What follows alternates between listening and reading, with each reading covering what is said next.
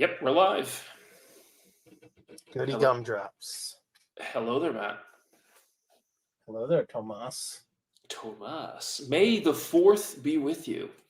And also with you. Thank you very much. Uh, Ah, International Star Wars Day.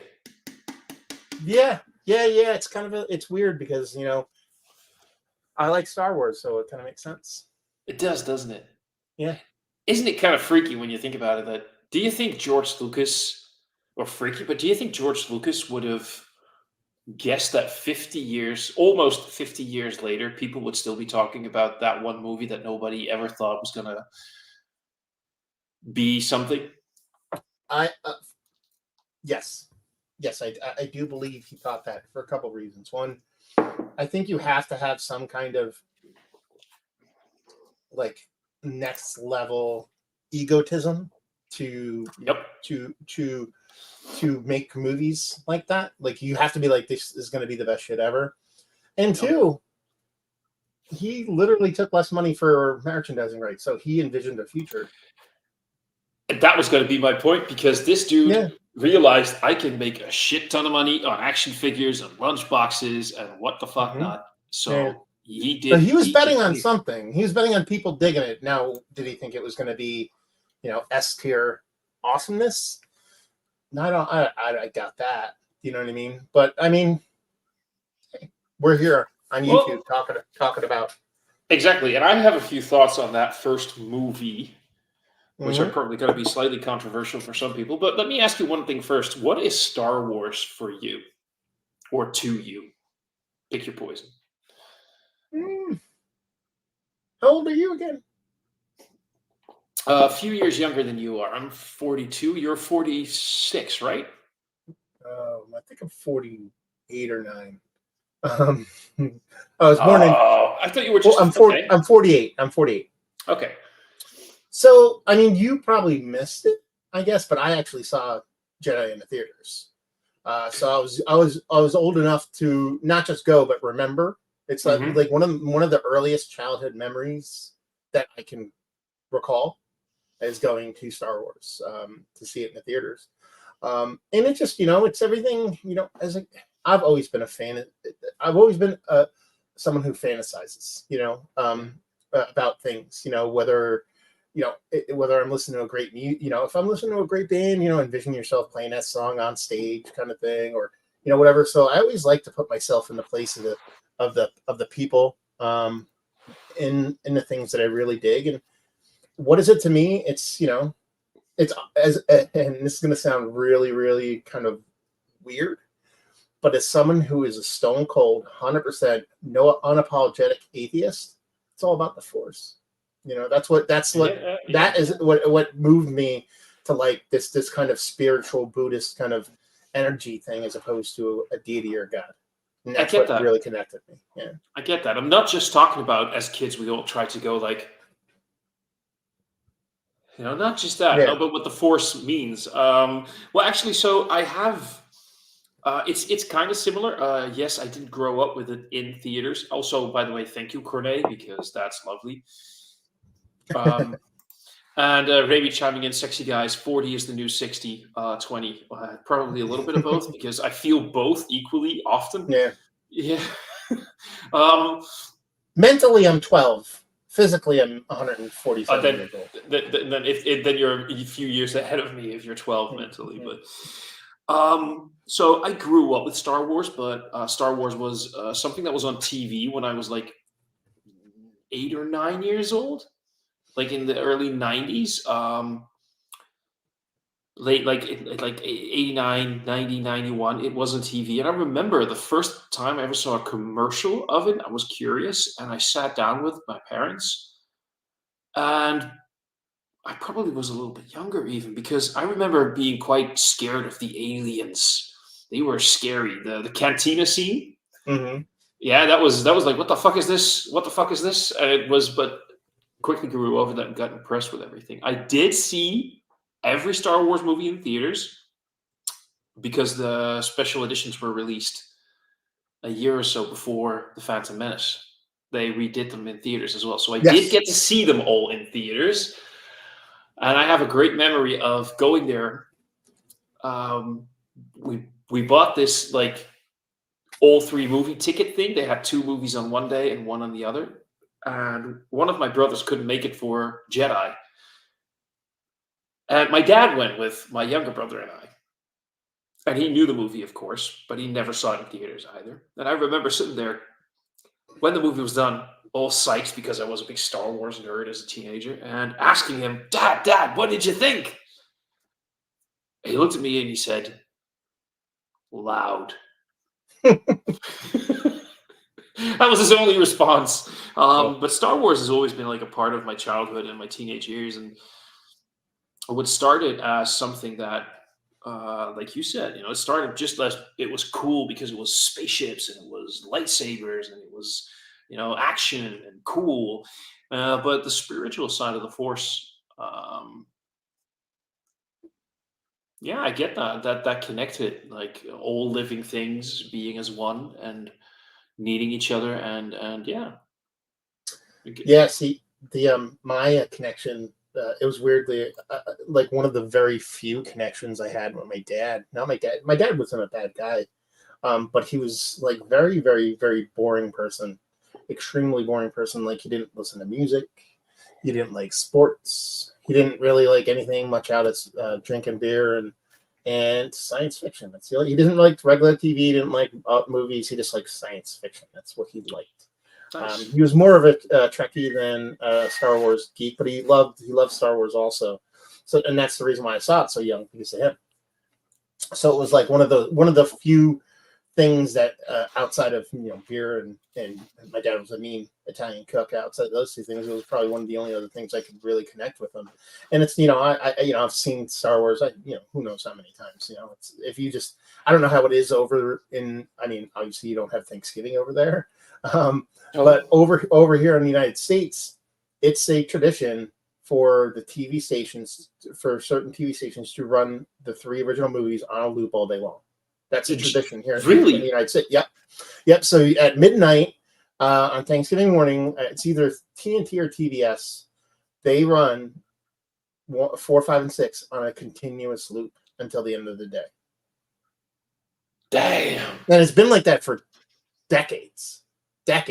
So it's almost like you almost, if I've had if I've had 48 Thanksgivings, I've at least seen all the movies 48 times. You know what I mean? And not counting all the other times I just watched them at a pure want. No, we don't have that. We have theme weeks on one of the. Let me just by the way quickly point out, I don't watch regular TV anymore. Like I just watch streaming, so I can always watch whatever I want. But there are TV channels that do these theme things where they will have Star Wars for like a whole week, and there will be, but that will just be one movie evening, maybe two, because there's 3 trilogies right now, and we had two special movies, right? Rogue One and Solo. Yeah, so we got like 11 movies, shit like that. But on loops like that, no, we do not get that, which would be kind of awesome, I have to admit. Yeah, I'm seeing if I can TV listings. Seeing if I can Go for it right now just to see if it'll give me the. I don't know if they plan that far out in the future. Yeah, I'm not gonna bother with too convoluted, but yeah. So it's been something that's been around forever, and like I'm curious to have you kind of clue me in on some of the newer stuff, because I'm a purist, so I really dug the originals. Moving on to the prequels, actually, I'll say this: I liked the first one in the moment, and wasn't a fan so much of the second one, and the third one I thought was okay, and I think they've grown on me much more over time, and appreciate them quite a bit more, especially the third one. The newer ones I liked quite a bit, but to me they're almost like the lore existed, but it felt like disconnected. Like the prequels felt like a part of 4, 5, 6, where the sequels felt for me to be, I don't know, just a little bit modern, different. Not in a bad way, I enjoyed them quite a bit. I get exactly what you mean. First of all, I am actually one of the few people who enjoyed warts and all, enjoyed the sequels. Um, I I do watch all like the new shows and everything. New show is about to drop in a month, so things like Ahsoka, Mandalorian, um, Andor, things like that. I really enjoyed it. I don't really. They don't I really. want, when we get to that point, because we Yeah. don't have to do it now. When we get to that point, I want you to tell me why, because I have not seen Ashoka. I have not seen um what's the other ones? The Boba Fett one. Yeah, it's shit like I, that. I've We'll only get to seen that. Yeah. only seen the first season of Mandalorian. So even while I enjoy that stuff, it was just like, I don't know, it was different for me. Not in a bad way, but it's hard. No, but for me, we can you get know? to that later. But as Mhm. for the prequels, I remember I loved, I still have a soft spot for the Phantom Menace, even though um, I mean, I'm one of those people that the entire Jar Jar Binks situation, when you look back on it, my God, that was, how was that even accepted at the time? That they thought that they could get away with something that was at some time so blatantly, Hubris on Lucas's part, yeah, mainly. You know what I mean? Like definitely. that is the bulk of it, to be perfectly Yep. honest with you. And one of the things, I mean, I could talk about it now, but I think I think technology is the biggest positive and negative for Star Wars in general. You know what I mean? Mhm. Like, I think the lack of technology is what made the first 4, 5, and 6 special. I think the progress of technology made 1, 2, or 3 kind of iffy, and I think the monumental progress made I call them the sequels much more enjoyable. So I think one of the biggest issues is that the problem with Star Wars, and the same thing goes for Star Trek, as harsh as it sounds, is the fans, because we're at a point in both fandoms, and that's already been a thing for God knows how long. But when the Phantom Menace hit, I believe that was 1997. So we're talking about 20 years of, there were novels already being made, there were comics being done, but fans were also filling in blanks in their own heads. So they basically built like this whole concept of what they thought the backstories of Obi-Wan Kenobi, Anakin Skywalker. At that moment, she was, of course, unnamed, but who would turn out to be Padme, the mother of Luke and Leia. They all had this entire concept of what it should be. And there will be fans who will, there will be a group of fans who will have no concept and will just go along for the ride.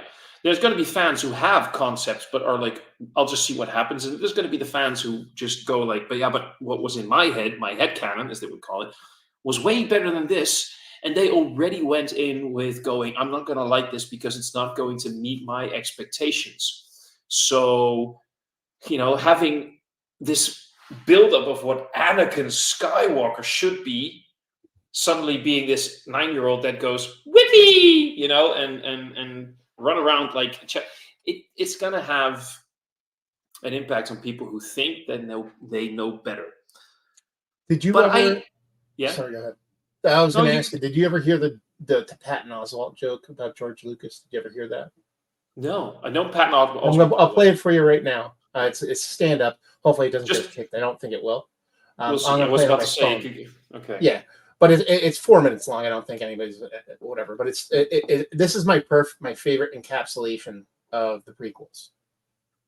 Yes, Jesus fucking Christ, that's And, perfect. and Well, that's see, the but thing. that's yeah. The George Lucas part of it is I have this story to tell, and he will tell you, and the internet will tell you, and they're all fucking liars, that it was a very long hashed out blueprint that he had, and he knew. No, he had a loose interpretation of the lore, and then played it up as if these are already in my brain and I'm making There's those. interviews with Carrie Fisher and Luke Hamill during Really, is that promotion and Mark's stuff. brother? Mark Hamill? Is that Luke Hamill's his brother? Or I got Anyway, Luke Skywalker, Mark Hamill. Anyway. sorry, there's interviews there, and during the press tour and everything for. We'll get to some of the comments, by the way, guys. Don't worry. Yeah. But they're talking about the ideas that George has for Return of the Jedi, which wasn't even named Return of the Jedi. It was going to be Revenge of the Jedi, and then so they were already talking about some of the things that he was going to do, and it was different than what we ultimately got. The entire idea of when Yoda went with in Empire with no, there is another. He never meant Leia. He meant someone completely different. He meant that there was another Skywalker sibling somewhere in the Outer Rim that they were going to have to go and search for and help. This entire fucking blueprint idea is bullshit. So, but here's the thing, and this is something that a lot of Star Wars fans are going to hate me for. I like A New Hope. It is where it all began. I find it very enjoyable, and I love rewatching it. It's not a good movie. No, if you analyze it, like the writing, the directing, the editing, it won an Oscar for editing. What? Or some other prize. Anyway, it won a prize. It is not a well-made movie. Well, and the one thing I will subscribe to, I guess fan theory or whatever you want to call it, I will subscribe to, is that I could definitely, maybe he didn't hash out specifics like, Leia being the other, other part of the other, that kind of stuff. It does feel like all three movies are one movie, and he had to peg it down. So if you were to make it a 6-hour movie, it all makes sense as far as the flow, tone, and tenor of the movie. It's episode 1, episode 2, episode 3. It's very much parts of a play. It's not like a movie, a sequel, and a sequel. It's like Kill Bill. It doesn't make sense. Neither of them make sense unless you watch them in conjunction with each other. As far as a traditional movie ebbs and flows. You could literally do at the end of the awards ceremony thingy, whatever you want to call it, at the end of A New Hope, you could literally do the Avengers Endgame trick where you suddenly go to black, go like 5 years later. I think in the Star Wars universe it was 3 years later, and suddenly skip to the ice planet Hoth. You have a little bit of a dialogue, and then you can explain that they've been on the run now for several years after the explosion of the Death Star, blah blah blah blah blah. And it can work. No, but what I mean is, like, Star Wars, and that's the thing. George Lucas has great ideas. He's a great visual storyteller. He can tell a story through images, and he does that very well, especially in the prequel trilogy.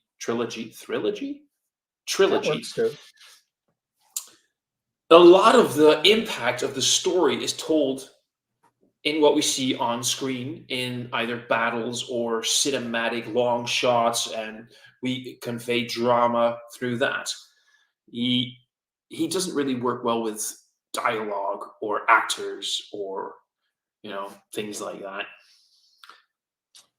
And that's what my biggest issue is with the prequels. They tell a great story, and thankfully because this is a nice one, by the way, from this is, by the way, my nephew. This is my as we would say, Uncle Sayer. In some of the podcasts I listened to, there was a comment that there is now a trilogy for every generation of Star Wars fans. What is your opinion, if I may ask? It makes sense. You know it what I mean? does. Because like I saw it as a kid, and like if I follow the traditional timeline as parenthood goes, my kids would have been, into the prequels, and then their kids. You know what I mean? It is a very generational thing. But I think but it's also the people like us that were there from the get. We got to see the movies, how they progress and how they change, and I it's weird. I agree with that. There's a trilogy for every generation, but I wouldn't say it's like, oh, this millennial generation owns the sequels. No, it belongs to everybody. You know what I mean? But they have ones that were set in there in that miracle. What's the word I'm looking for? That a time in your life when these things matter the most, which is, I would say, probably 8 to 15 years old or something like that. Yeah. it's I think at that age you're very impressionable because you're looking for your place in the world, your own ego, and I don't mean ego in a bad word, ego as in sense of self. Your own ego is developing, and you're looking for connection, and you connect to things, and if you see things that you like, you get attached to it quite a lot, and that's what happened to you with the original trilogy. So it happens for me as well. Um, but yeah, there is definitely, every generation is a little bit different, and each trilogy has a way of telling the stories that connect better. Still love that freaking glass, by the way. What you drink? Oh, yeah. By the way, for those who are not into Star Wars but into beer, we do drink beer. That is, if I were to have to venture a guess, a dark lager. Ooh. Yeah, we're getting smoky up in here. 5.6%. I'm gonna have to get me something similar soon. Something rauch. Quickly, the sequels were fine actually, but I personally don't think they fit in the original frame of Star Wars. Now that's something you mentioned a little bit earlier. Is that for some reason the prequels and the original trilogy feel more meshed together as part of one whole universe than the sequels did, which they were a fine story. And I will, by the way, say, I'm going to get back to that later. I'm not going to say that right now. But they feel, as you mentioned earlier, a little bit, I can't explain why, but a little disconnected. Well, you have to understand, too, one of the most important things between the three trilogies is the originals was an origin story that had an end, but the end wasn't written. Mm-hmm. It was written by Lucas in the grand scope of things. The prequels had to land the plane in a specific way. It's not like they can imagine some story and go with it and create it in a way. They had a lore. They had set things that had to happen. You knew where it was going to end. Yeah, so it's not like you can make all this shit up and then the last second be like, oh, here's Darth Vader. You know what I mean? Like they had to navigate it with an end game in mind, with an established lore, Clone Wars, freaking, Darth Vader, but also being taught by Obi-Wan. Like they couldn't deviate from a lot of stuff. And then the new ones, it's weird because they have a lore that they have to stick to, but they can land the plane wherever they want. You know what I mean? So that's what pissed a lot of people off because a lot of people, and that's the thing. You're never going to satisfy everybody. So even there's people who absolutely think the sequels are perfect and great. You know what I mean? More I'm not going to yuck your yum. I think they're really great movies. If they were a little different, maybe I'd like them a little different. I don't know. I enjoy them quite a bit. Yeah, it's one of those things where I think to make it less talky, I think the prequels were almost an impossible task to do, and I think with time and stepping back, like a lot of those special effects still hold up, which is, if you think about it, it's crazy. It's crazy because you go back to movies that were made back then and you watch especially, this looks fucking bad, Yeah. You know what really hurts me sometimes is when you look at actors like Ewan McGregor, Natalie Portman, even Hayden Christensen, who plays Anakin. If you've seen some of his very low key stuff, like small movies, the kid can act. He's an adult. He got absolutely just. It was almost like you could see it coming, but. He was like once he did these, he was like he couldn't do anything else. And he could act. He was really good. But you know what's one of my favorite things? Star Wars Celebrations a year or two ago. Yeah, they gave him his flowers, man. Everybody loved him, and you can see him there, and he's like, he went like, "You're making me emotional," but not like the guy. Oh, you're making me emotional. When you see him react, he was nearly choking up, like because he took shit. He took shit, but people for decades. People are now they are reevaluating. Now, have you ever seen the animated show The Clone Wars? No, I can't watch animated stuff. I know. I think you mentioned that once. So it's actually, by the way, it's very much not a kid show because there's some very heavy stuff being handled in those shows in the Clone Wars. Um, but they took the Anakin character and they made sense of so many things in the prequels, but also not just the character, but also the way Hayden portrayed it. And suddenly you look back at the sequels and you're like, or the prequels, and you're like, holy shit. If you now get to the depth of that character through the Clone Wars, people were looking back at what Hayden did, and they were like, despite the shitty directing that George Lucas did, because George Lucas, according to some of the people, some of the actors, George Lucas literally said, just stand in front of the screen, say your lines, I'll make it work. He never directed them. He never did anything that. Yeah. I've done a little bit of acting ego, hubris. He just, And you need directions from a director. He never did that. So that's why even someone like Natalie Portman has some of those lines that made you just go like, when did you forget how to act? But it's not them. It's the director. Yeah. God bless George Lucas for the, yeah. So Hayden suddenly, and with that, of course, Anakin, the character, suddenly everything works. And then you see, you haven't seen the Obi-Wan Kenobi show, have you? No. You can there's a scene there when they confront each other again, right? And they have a fight. And they even worked in lore from Return of the Jedi, because when you see how Hayden or Anakin gets burned in Revenge of the Sith, and then you see him unmasked in Return of the Jedi, there's a scar there that he didn't have when he got burned. During their fight, Obi-Wan cuts open his mask. That's where the scar comes from. But you see, half of it is the mask, and the other half you see Anakin. And there's the way that Hayden acts that scene is Obi-Wan saying, I'm so sorry. I'm sorry I failed you. I'm sorry for what I did. And I'm so, so sorry. And a little bit of Darth Vader and a little bit of Anakin, because those are two distinct personalities. Yeah. They stand there and you see the shift going back and forth and back and forth. And honestly, that was my question that I wanted to, and you're answering it, but just to kind of set it up, my curiosity was like, I get what Lucas is trying to do, and what they're trying very to quickly. No, but very quickly. I wanted to, because of what Hayden did in that scene, and to prove that Hayden really can act, and finally sold the Anakin Skywalkers, where he said, "You didn't kill Anakin Skywalker. I did." Yeah. And that scene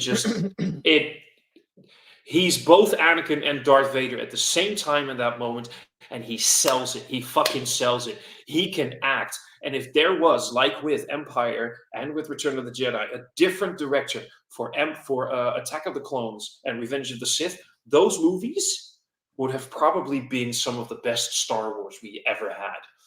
Sorry, I had to get that out there. No. And like you could tell what Lucas is going for in the prequels with Anakin, because he's trying to show a very specific path of just hate, more, and just getting angrier and angrier and angrier and angrier to the cheesy fucking I hate sand scene up until fucking, then when I fucking hate you, or I hate you, then not fucking, but just that seething anger. But that's not he needs that to be the most powerful Jedi. That's how it works. You have to have that trade-off in order to be that powerful. You have to have that much fucking hate. You know what I mean? Like, that's kind of how it works. But, Vader's a fucking Terminator. He's a machine. You know what I mean? He's so stoic. You know what I mean? Most of the time. And you're saying, like, he vacillates between those two in that scene, being basically, like, he gets, like, angry, but then becomes, like, a little less not hateful or not, you know what I mean? Is that what happens? He kind of like goes back and forth, or okay. I'll have to watch it. If not just to watch that one scene. It's phenomenal. Oh, Cameron, what's going on, homie? I hope you're doing great, brother. I'm going to quickly go through some of the comments, because it just sucks otherwise. So Leon, again, my nephew, says, I love all Star Wars. Of course, I have my favorites, but I think the partially right, because I can understand that for the young fans, the original trilogy moves a bit slow, especially because of the modern CGI, and especially I think the first one, A New Hope. If you look at how much special practical effects progressed over those few years, look at some of the scenes in Return of the Jedi. I remember being a kid, and CGI was already a thing, of course. A kid, like a teenager. I was 11 when um, Jurassic Park came out. Mhm. And I had already seen Return of the Jedi, but I watched it a few times already. And I remember sitting there at one point, and I was probably like 12 or 13, rewatching Star Wars Return of the Jedi again, and talking with my parents, going like, yeah, man, it's so great what they can do with computers and special effects. And my dad looking at me like, there were no computers used for that. And I'm like, no, of course there is, because you guys had that back then as well. No, that movie like Jurassic Park and everything, that was basically the first time shit like that happened. All of this was models. And I was just sitting there going like, and it made it more special for me to realize this was really, I mean, I love what they can do with CGI, and I know how I tried dabbling in it. CGI is pretty fucking difficult to get Mhm. really right. So the fact that this was, so all respect for CGI artists, but the fact that all those special effects were man-made, handmade, Mhm. made it even more special. And honestly, that's why the newer Star Wars I think are so much better, because I think back in the 90s when the prequels came out, we just weren't there. So I'm assuming here you know what the Uncanny Valley is, right? Oh yeah, Yeah. So yeah. The so Uncanny Valley. so for those that don't know, the Uncanny Valley is basically computer graphics and simulation. It gets better and better and better, but it gets to a point where it's so good, but it's not perfect that it drops off a cliff and your brain doesn't believe it. That's basically the dirty explanation of it. Is that it can, oh, that looks really good, that looks really good, that looks really good, and then you get to the point where you get so close to, you're like, yeah, that's totally not real. Like, I know that's not. You go from believing it to knowing it's not real, and your brain can't shut it off. And I think that's where the prequels. That's why Jar Jar. I mean, Jar Jar sucks because he's just Jar Jar in his dialogue and his accent and the whole thing. But I think a lot of it has to do with Uncanny Valley, because Uncanny Valley doesn't really apply. It does, but it doesn't really apply to inanimate objects. It has to do more with humanoid beings. And they tried to make him as believable as possible, and it's not possible. It's not even possible now, and we're very, very close. And we're not. But so what they were doing back then is basically computer generating everything. Like everything. Jar Jar was computer generated. The ships were computer generated. He walked on set. He walked on set with a thingy on his head. But that was just for eye level. Yeah. Exactly. And Grievous absolutely generated. Blah blah blah. The whole nine. Now what they do is they do kind of like a pseudo practical CGI, and what they do is they have kind of like a loose represented model that is physically real, that they project the graphics onto in post-processing. And what that does is everything looks perfect, because the geometry and everything and the perception and the angles are all real, because it's a real object that's being focused on. But so for example, like, instead of creating the whole spacecraft, the spacecraft is a model, but they computer generate the textures onto the model, so it makes more sense to your brain, so it works better that way. So it's just the way they do stuff is just so much better, and it just makes more sense. So, but I mean, if you go back in time, if you go back to 1970, what was it, 76 or when it was 77? 77. And if you go back to 77 and you show them Return of the Jedi, any of the 4 movies, they were like, that's crazy. I can't believe they did that. If you go back and show them the newer ones, they'll be like, you're going to jail. You're a witch. You know what I mean? Like, and that's how did you do the thing with the thing? How is that? That is not anything anyone can do. Some of the creature designs, like what was it again? They had this weird tentacle monster in Force Awakens, the first of the new trilogy, the sequel to Han Solo's new ship. They find the Millennium Falcon, and he has this sort of weird creature on it. I don't remember. I do remember, but I don't remember clearly. Like octopus. Anyway, it wouldn't have made sense. By the way, very quickly, Cornet, again, what we were just talking about, the Clone Wars really did Anakin justice because they finally fleshed him out. Yeah, they fleshed him out as a character. And luckily for Hayden. Also, yes, Leon is absolutely right.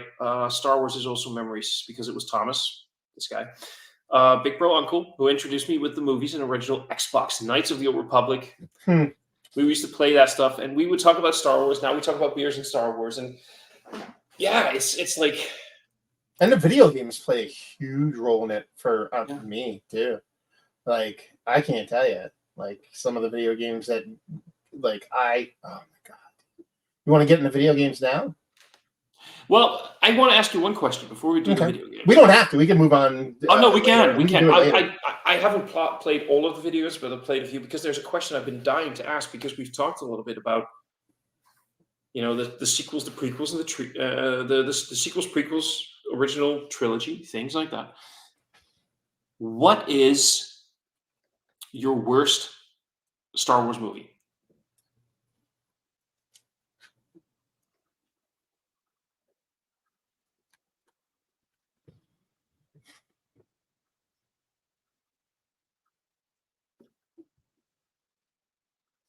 I'll probably vote on Party Lines and go to episode 2, even though I don't think it's a bad. I don't think any of them are bad. That's the thing. Like, I don't think any of them are bad. Now, I haven't seen Solo, so that could be. You'll like it. I think you'll like it. Yeah. I actually went to watch it because we talked about this off camera. Me and Thomas talked about this, and I'm like, actually, I haven't watched Solo yet.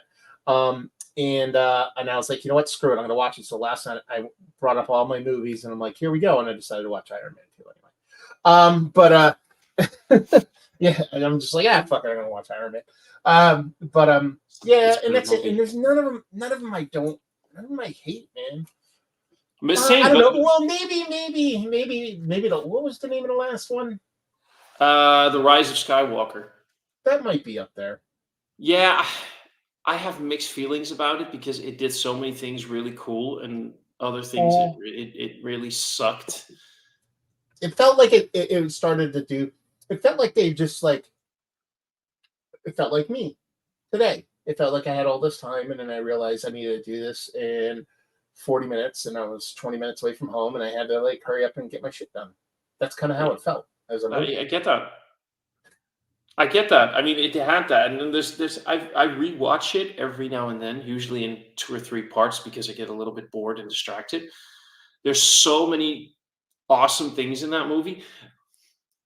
I mean, there's this sort of the galaxy uniting thing at the end where Poe Dameron is flying in his X-wing, and he's like, "There's too many of them, and we can't win this." And there's too many of them, and then you hear Lando's voice over the comm going, "But there's more of us." And then you see this sort of basically as if it's like every fucking ship in the galaxy showing up. Yeah. And everybody's there to stop the evil. And then one of the guys from the First Order or the Final Order, whatever this new order is called, goes like, "Where is this army coming from?" And then the other person is like, it's not an army. It's just people. And that has like this connect that I liked. But then this entire nonsense of them insisting that suddenly Rey is a Palpatine. And when they set it up in The Last Jedi that Rey was not, well, everybody is a someone. It's not like nobody's nothing, but that she was as in nothing, as in she wasn't connected to anything. She was just very fucking Force sensitive and very attuned to the Force, and that's it. That was it. That's who she was. And I was like, that's awesome. We don't need a Skywalker. We don't need another member berry, something connected to lore. Let her just be Rey. And yeah, that kind of felt meh. But I'm with you. I remember seeing Attack of the Clones in the cinemas for the first time with a group of friends and a very close friend. And at the end, him and I were like, "This is like the best Star Wars movie ever. This is awesome. This is great. This is perfect."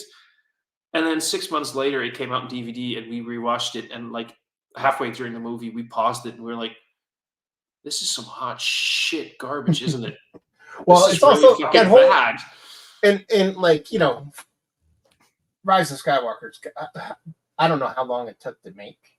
You know what I mean? Me neither. Years. I'm guessing it took years to make. I doubt they did it in a year. Let's put it this way. But that whole every ship in the universe kind of helping out thing, it felt very much endgame-y. You know what I mean? Like the portal scene, yeah. But they all came out the same year. So it's not like someone saw Endgame and said, man, we're going to do this in our movie. They had to have done it under, you know what I mean? Both of them were created independent of each other. Because what happened in the year that those movies came out, if I remember correctly? When did Rise of Skywalker came out? It came out Christmas time 2019, which was about several months before COVID hit. So if you look at 3 months before. Yeah. So what was happening, especially in the entire world, but especially in the nation where these movies were made? Brexit? Was that when Brexit happened? Or? No, you guys were talking. We're talking about the couple of years, the first few years under President Trump, and no, Star Wars is made in England. No, but it made it Hollywood. Is it made in England? But I'm talking about as in, people see it as an American movie. Yeah, true. So here's the idea: is that no matter what point of view you're from, if you're like left or right or liberal or the people, But it was all about we need to unite. So but you have to also remember, and this is coming from someone that thinks Trump is like the biggest hot piece of garbage in the universe. Mm. He's not the problem. Okay. It's the fact that there's 47% of the people that like him that's the problem. So it wasn't like it was like 99% of the world against him. It's like 53% of the world against him. You know what I mean? So that's it. But I get it. And no, but what I'm saying, but that's what my point wasn't so much that it was anti-Trump. What I'm saying is that no matter which side you're from, whether it was Trump supporters or Trump haters, it was all about we need to unite to fight the good fight, and that's what a lot of movies were, and the movie before for both Endgame and Rise of Skywalker ended on the huge downer. Yeah. So it had to get into like a big upper. I'm gonna have to go get another beer in a moment, by the way. So, but yeah, that shit was, of course, a big thing. I, by the way, am one of the people. You're going to hate me for this, maybe, and we can get onto that in a little bit. I loved what they did with Luke Skywalker in The Last Jedi. No, I do. No, yeah, I'm game. Nice. Yeah, I'm game. So we can talk about that, but let's do the video games first because you wanted to talk about that, and then we can talk about the. No, we can talk about the movies first, and then move into the video games. Can I get another beer though? Yeah, grab a beer first, though. That's more important. As Thomas grabs a beer, let's go through some comments. Let's see. Okay, we went over that one. Sword, what's going on, homie? It says, I only got into Star Wars about 12 years ago because I met a now good friend of mine who actually did his master's thesis on Jediism. He studies fixed religion, also Tolkienism, and so on. Oh, that's awesome. And when you were talking previously about Lucas and stuff like that, I understand that like he's been involved in other movies that I think are fantastic. More specifically, it's pretty much just Indiana Jones is kind of the only other one that really does it for me. I find him very much kind of like Tolkien-y or George R.R. Martin, in a sense that it's like, even though he's invented other things outside of Star Wars, that's kind of like, that's it. You know what I mean? Yeah. That's the thing. That's what he's known for. Yeah. And then Leon, your boy there, I have one last question for you guys. What's your opinion on C-3PO being blocked to translate subscriptions in The Rise of Skywalker? Still that was really fucking weird. Yeah. I still think that was very fucking weird. I'm quickly Googling something about this beer because... Do you think it was more like... lazy writing? Well, you think it... Well, I would phrase it a different way. They had to advance the story and they needed a way to do it. Oh, maybe that they had to go like, you know what I mean? They're like, okay, let's, but it's also fantasy, so you can believe anything. We need to up the stakes. We need to have something that is the answer, but not the answer yet, or something. I don't know. It made no sense. I thought it was really fucking weird to suddenly have three C3PO be able to talk both Sith languages and also it sucked. It was stupid. Very quickly, sorry, I don't have a smoky dark. I do have one or two smoky dark beers, but I wanted to try this for a while. Simcoe Dry Hopped Dark Lager. There you go, Wild East. Yeah, from the I'm States. very curious about this. This is well, it's Siberia Brewery and Wild East Brewing Co. I'll make a picture of it in a little bit. I think. Well, what do you think about the entire thing? The entire C3PO. It is what it is. You know what I mean? Like my thought process is more broad in that I think they need to make a movie work. Like there could be there could be an explanation or a reasoning behind that got cut from the film for all we know. Well, the original film, that the guy who did Last Jedi wrote the director and everything. He was going to make the sequel to that. He was going to make The Rise of Skywalker. I think it had a different title at the point, and then they just disagreed with some things, and because fan reception of The Last Jedi was really bad, they were like, we need to make something that really works. And people, as much as The Force Awakens was basically just like A New Hope redone, like it beat for me. Yeah, but people at least enjoyed it, even though they criticized it. They enjoyed it. People did not, on the whole, enjoy The Last Jedi, and they were like, "Shit, we can't have this guy make another movie, especially if it's going to be the ending of this trilogy, and we're going to get J.J. Abrams back." Now, here's the thing. Remember what I said earlier, how fans should not write for the fandoms because they often get it wrong. And for people that are, you didn't mention that here. You mentioned it during our Star Trek pod about how Frakes, it's the same thing. They remove Frakes because they're scared he's going to make another crap movie instead of having somebody who knows what they're talking about. Anyway, go ahead. But the thing is, J.J. Abrams made the first two Star Trek movies in that trilogy, the reboot kind of thing. Mm-hmm. And he knew about Star Trek. He enjoyed Star Trek, but he wasn't a fan or anything, which gave it a completely fresh perspective and made something that really worked. And those Star Trek movies were really fucking fun. Now he got to work into his fandom, and look at what happened. He was like, "Oh, I love all these things from my first ever, so I'm going to redo all of it because that's what I loved so much, and I want to redo that again. I want to capture that magic." So he basically just remade the fucking movie. And he did the same in a way with the Rise of Skywalker. Let's have Palpatine in here.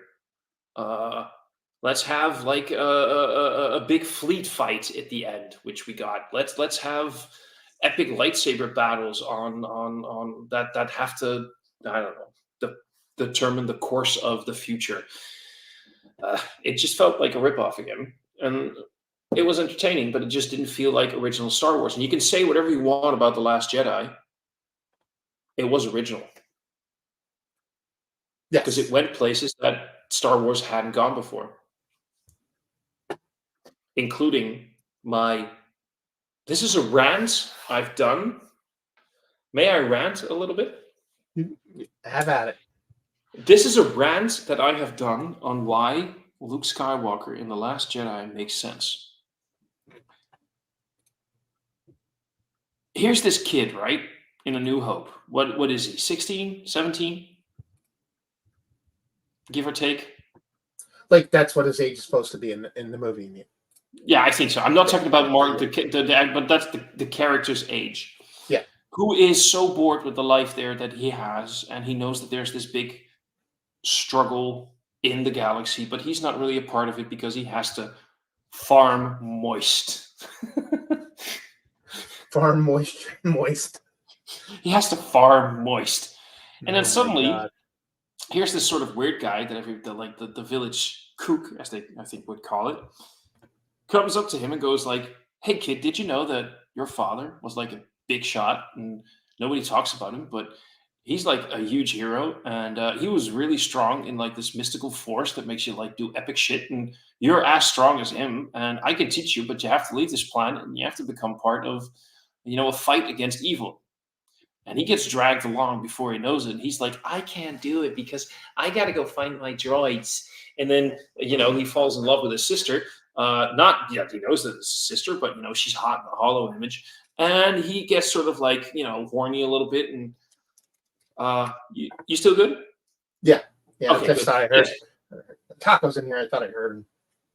So he gets it's okay. He gets horny a little bit, and then he suddenly gets dragged into the rebellion, and then he has to fly a spaceship because he always wants to fly spaceships. That's what he wanted to do. And then the old wizard is pumping him up, and then he meets the space pirate, and he meets the princess, and the princess is actually really hot, and she's cute, and she's fun. And then before he knows it, suddenly he's on an ice planet after destroying the big space station, and he's a commander or captain, whatever they call him, and he's learning how to use this force because he can actually use the force, as we find out in the beginning of Empire. And then he's being told by a ghost of a dead dude that he really respected that you got to go to this planet, and then there's going to be this huge Jedi warrior that's going to train you. And then he learns that he's actually really fucking capable and he can do shit. And then he has visions and his friends are going to die. And oh my God, I'm going to have to save him. And there's the big dude that's the real evil in the galaxy. And guess what, bitch? I'm your father. This kid gets fucked over a lot more. And then suddenly, not only a couple of years later, well, he tries to hone his powers and search for his long lost friend and still try to fight this good fight with the rebellion. He gets told by a dying sort of little dude that's starting the force and the ghost again of his old mentor. Not only do you have to go kill your dad, you're going to have to go and rebuild the Jedi Order. Oh, by the way, you have a sister. Who's she? The girl you kind of fell in love with? Oh, fuck. He has this huge responsibility thrust on him. Does actually defeat his father, but doesn't kill him. Hooray for him. Still has all this anxiety, PTSD, thing.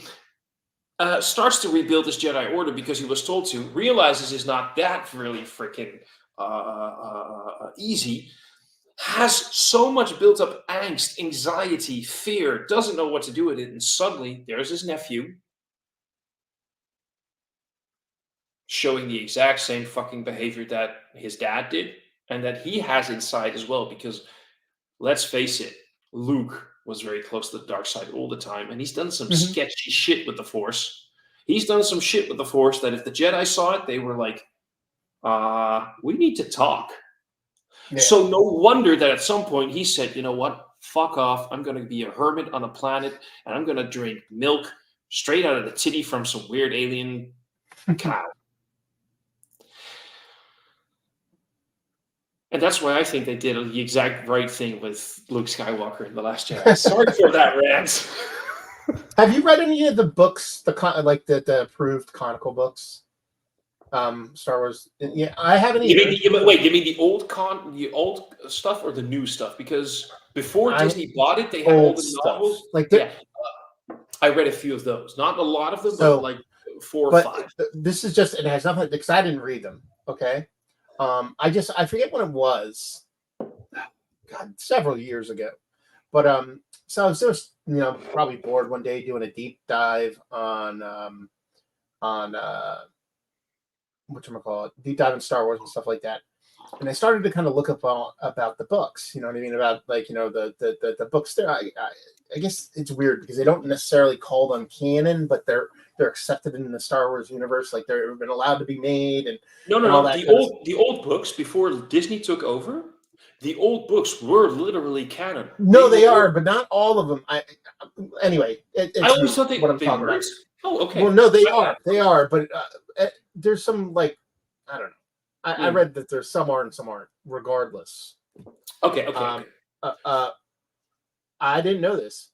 I looked up one day, I would say maybe 2/3 of them, if not more, were written by somebody that lived like a half an hour away from where I lived. You're fucking joking. Yeah, I kind of wanted to go find this person. They're all, if you look, most of them were made or written out of a town called Holmesdale, Pennsylvania, which is middle of nowhere. But somebody out there, I don't know who they are, was like just this like crazy Star Wars person. That, or they were kind of like the printing house or the publisher for the books. I'm not quite sure which is which. You know what I mean? For the Dutch viewers, you need to realize they're like half an hour away. That's not special. Half an hour away It's like 5 in the minutes. United States is like it's like 2 houses down the road for us. Yeah. So just so you know, that's a pretty big fucking deal in the United States. Yeah, but that's actually okay. I didn't know that. No, I actually think they did quite good with Square Table Degenerates. I went to Kent State May 4th, got a whole different meaning. I have no idea what that means. He's gonna have to explain that. Do you know what that means? I went to Kent State. Kent State is a university. Yeah, so I got that. I got that. I'm not putting 2 and 2 together. May 4th got a whole new different meaning for me. Maybe something. Maybe there's a connection between Kent State and Star Wars. I'm not privy to. Could be. You know. So that's that. But he said, yeah, he said half an hour in the U.S. is literally a work commute. It's literally my work. My work commute is exactly 30 minutes. So is mine, by the way. That's interesting, though. That's funny. May 4th, 1970, there was a huge crash. Was that the shooting? Was there like a shooting at Kent State or something like that? Oh, okay. Sorry, I didn't know that. I hope I didn't. Yeah, shooting. Yeah, there was like I forget. Okay. Ugh. You're Googling it now? Yeah, we don't need to talk about that. But okay. Anyway. Okay. So there's a lot of things we can still talk about, and we'll get to many little things that we're going to keep sidetracked because that's what you and I always do. But the video games, I'm curious what you wanted to talk about because I played some games. Okay. So one of the first video games that I ever got addicted to. It was, and you have to appreciate that this game came out in 1983. So that puts me at 7 years old. You know what I mean? So that puts me at prime video game addiction territory. Mm-hmm. Is Star Wars. Let's see here. Let me share a screen here. Can you do that again? I forget how you share a screen on this thing. Yeah, I haven't done that in such a long time. I forgot how you do it. Present.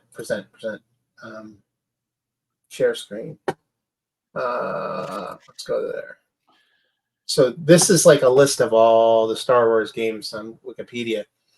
This 1983 is the first Star Wars game ever to come out, and it was the one that like it was arcade based, and it was one of the ones that like super duper duper got me addicted to video games.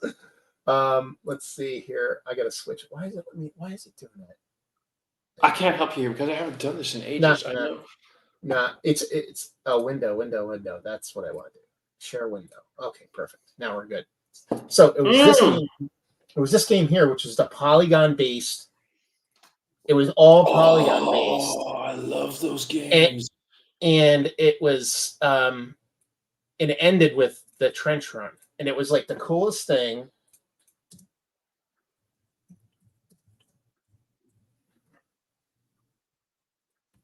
Like, and this is on the Atari, but it's. I love the Atari. I used to have a 2600.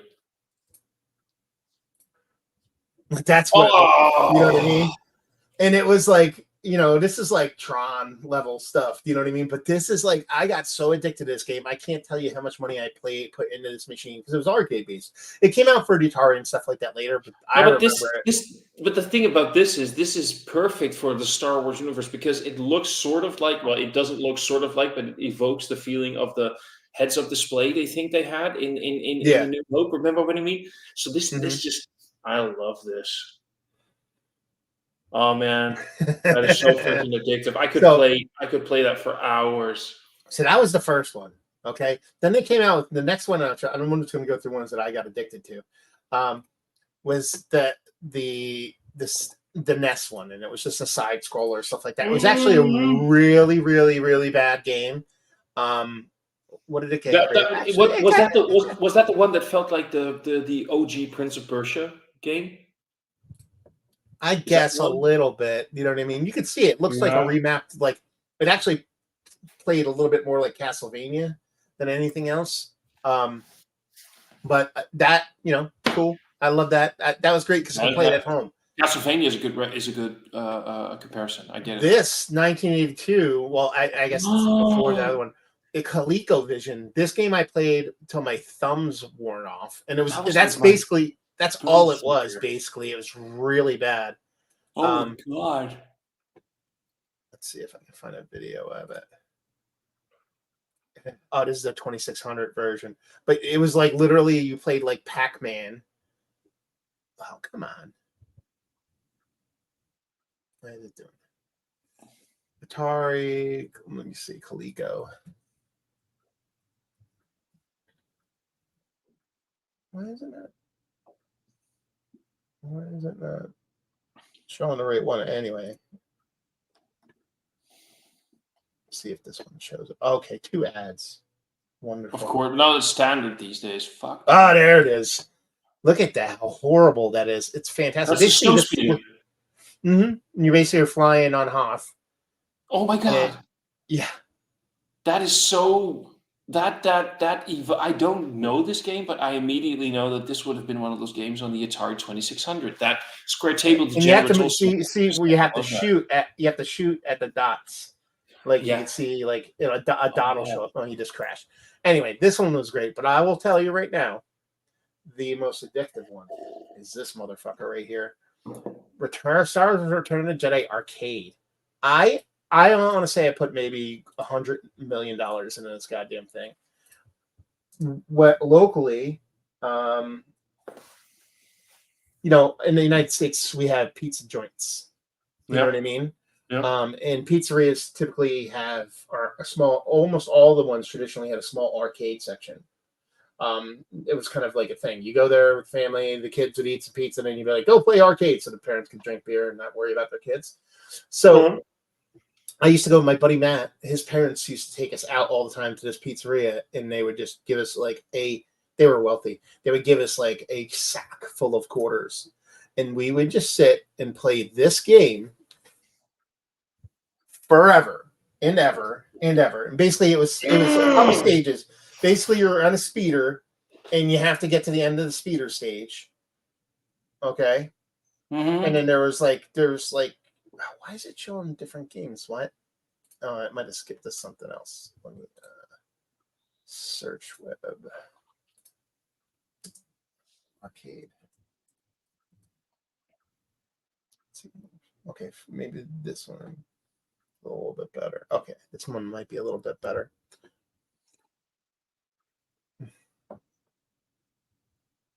The video's not as good, but it doesn't matter. So you would basically have to get through the speeder stage. And if you defeated the speeder, look at that, how bad that is. Oh my god. C-3PO and R2 and the Ewoks. And but that feels like one of those games where you would that like almost no one would make it through the speeder stage. No. And then you get there, and then once you get to that, then you go through the Death Star stage. So it's for Return of Jedi. So you got to fly through. And it was like, oh my god, it's like 3 dimensions almost. You know what I mean? Like, yeah. And I put so much money into this machine. Like I should have been buying Apple stock or something. I don't know, but yeah. Oh my god. Oh shit! Look at that. Like honestly, I'm gonna download an emulator.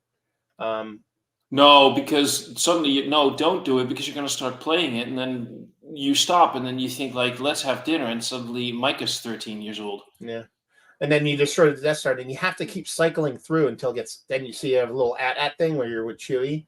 That would be you'd go back, and then you'd have to do the speeder stage over again, and then you'd have another thing you'd have to do.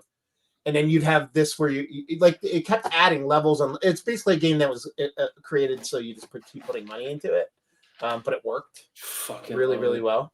And then just quickly, this is the best Star Wars game that was ever made. Star Wars: The Force Unleashed. I've played a little bit of it, but not that much. by far and away the best one that was ever. It's basically So did you ever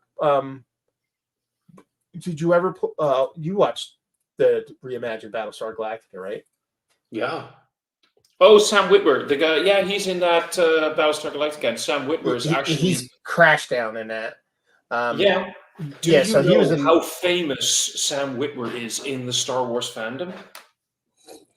Hmm. Do you know who he also played? No. No, you haven't seen the Clone Wars and shit like that. He became what for some is the best version of Darth Maul. Oh, really? He did the voice for many things. He also voiced Palpatine a bit. He can do a great Palpatine. Okay. He did many voices, but he voiced Darth Maul in the Clone Wars things and everything. He did a great job in it. Sam Witwer is a legend in the Star Wars Oh, I did not know that. fandom. Yeah. For, among things, of course, The Force Unleashed. Yes. But Okay, he's so famous. so he did the Clone Wars before he did the video games. Yeah, I didn't know that. Yeah. He outsmarted Dave Filoni. Oh, he's in He Enterprise. out-nerded Dave Filoni. Do you know who Dave Filoni is, right? No. Oh Okay, no, so- he did the video game before he did Clone Wars. Okay. So the basically the big honcho for Star Wars right now is Dave Filoni. He wrote and produced or directed or whatever so much of the Clone Wars, and Oh, is he a is in big a deal. ton of Star Wars shit. Yes, he is. But so he sat there. Dave Filoni is basically like the walking encyclopedia of Star Wars, and he's behind shows now, amongst others, like all the things like Ahsoka and Mandalorian, together with other people, of course. But he's like a big part of the creative process of what is now Star Wars. And they had like this table read of one of the episodes, and here's this new kid coming around the block. Sam Witwer was very new at that point, and they were doing a table read of an episode where Anakin has a vision where he's talking to his mother. And like a half dream, half vision thing. And they're sitting there, and Dave Filoni is there, and they're reading the script, and somebody's voicing whatever. And Anakin goes like, Mom, I want you to meet somebody. I'm married now. I want you to meet somebody, and you're going to love her. This is Padme. She's my wife. And Sam Witwer, after they rehearsed that scene, the table read, was like, can I say something? Dave Filoni is always wearing a hat. He's like, you made a mistake here. And they were like, you need to shut up. This is Dave Filoni. You need to shut up right now. If you want to have a career here, you need to shut the fuck up. And he's like, but no, but you made a mistake.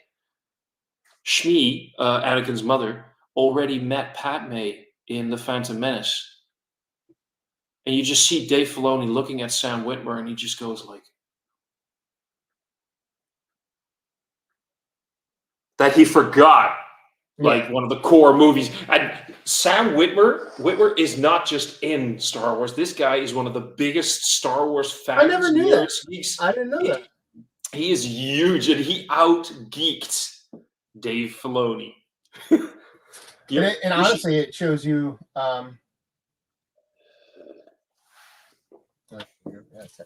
Yeah, I knew he was in some stuff, but I didn't realize it was like that. And honestly, that's very much like my disconnect from a lot of the animated stuff, more specifically in the newer stuff.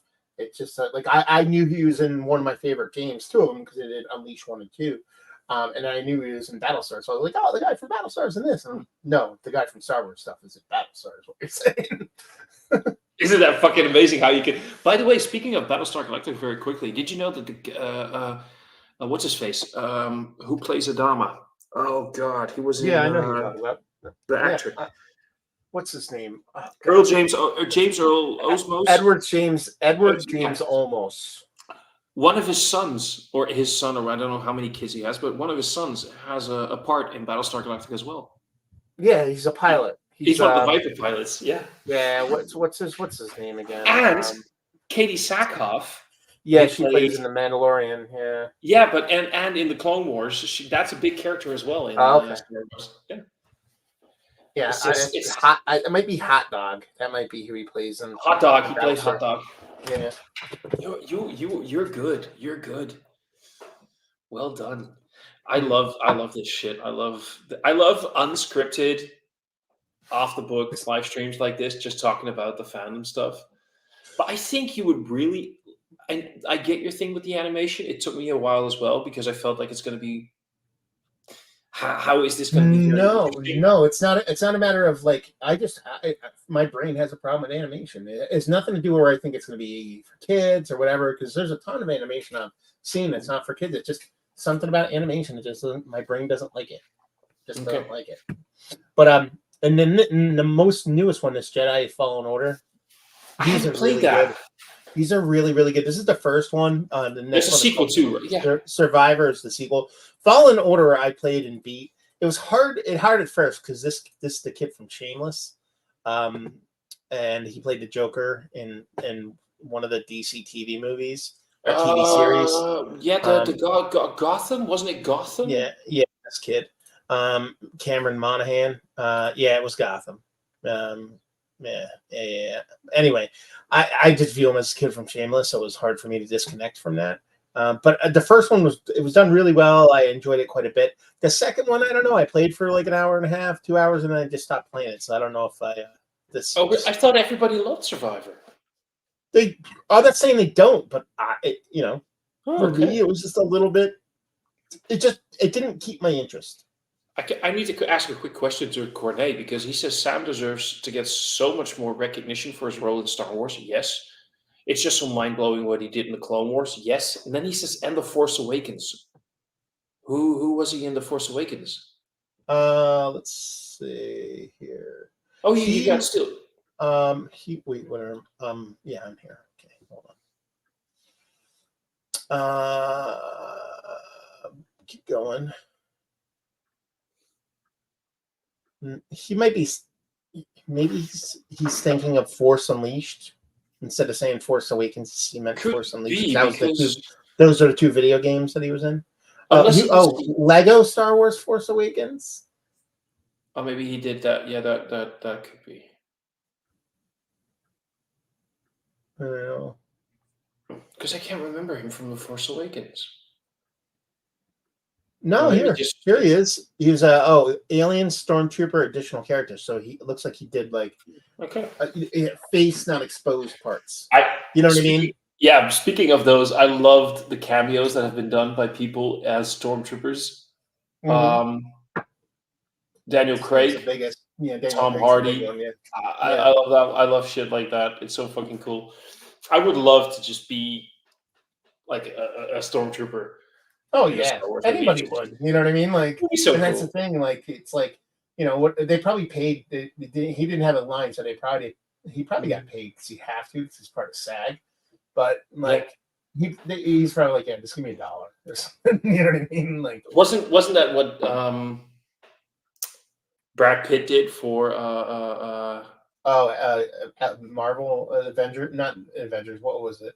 yeah, I'm not even talking about the Deadpool movie. The other one he Oh did, the movie with Jason Statham, no, British not movie, Snatch.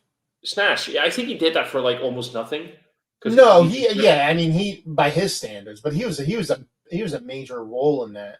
yeah, but he also got Yeah. like I think he like got severe. Oh yeah, he meant Force Unleashed. Okay. He did mean Force Unleashed. Um, Speaking of Star Wars games, have you played the movies Knights of the Old Republic and Knights of the Knights of the Old Republic and Knights of the Old Republic 2? No, I played them, yes, but I played them out of interest for half an hour, 45 minutes, and then went back. Was it for you? No. I love those games. Those were that was I bought the original Xbox 2 decades ago. Was that 2 decades? That must have been like 2 decades ago. I bought that because of that game. And I still think it is one of the best Star Wars games ever. And I understand that it's not for everybody because the fighting that you have to do is like role playing game turn Yeah, that's based. why I don't. That's why I didn't like it. You know what I mean? Yeah. It's just not. But I love the progression of the story and how the choices you make influenced the ending to a degree. I mean, there's like 2, 3 possible endings in the end: light side, dark side, Oh, or something. actually, what is a banger? Hmm? Squadrons. You ever play Squadrons? Is that the flying the flying Yeah, it's basically a flight simulator. You flight know what I sim? Thank mean? you. Yeah, no, I haven't Like, played that because I don't have. I have like a shitty laptop right now. My laptop really isn't set up for gaming, oh, okay. But I and don't think it's graphically super intensive. Like, I think you can actually have like a mediocre setup, my and I my I think it's on. processor is an i3. Yeah, I mean, it's on PlayStation and Xbox.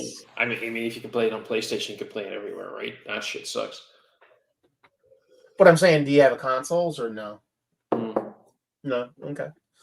But yeah, yeah, video games have always been like, I like video games. I want video game tie-ins to movies, and they never Mm. ever fucking happen in a way that's good.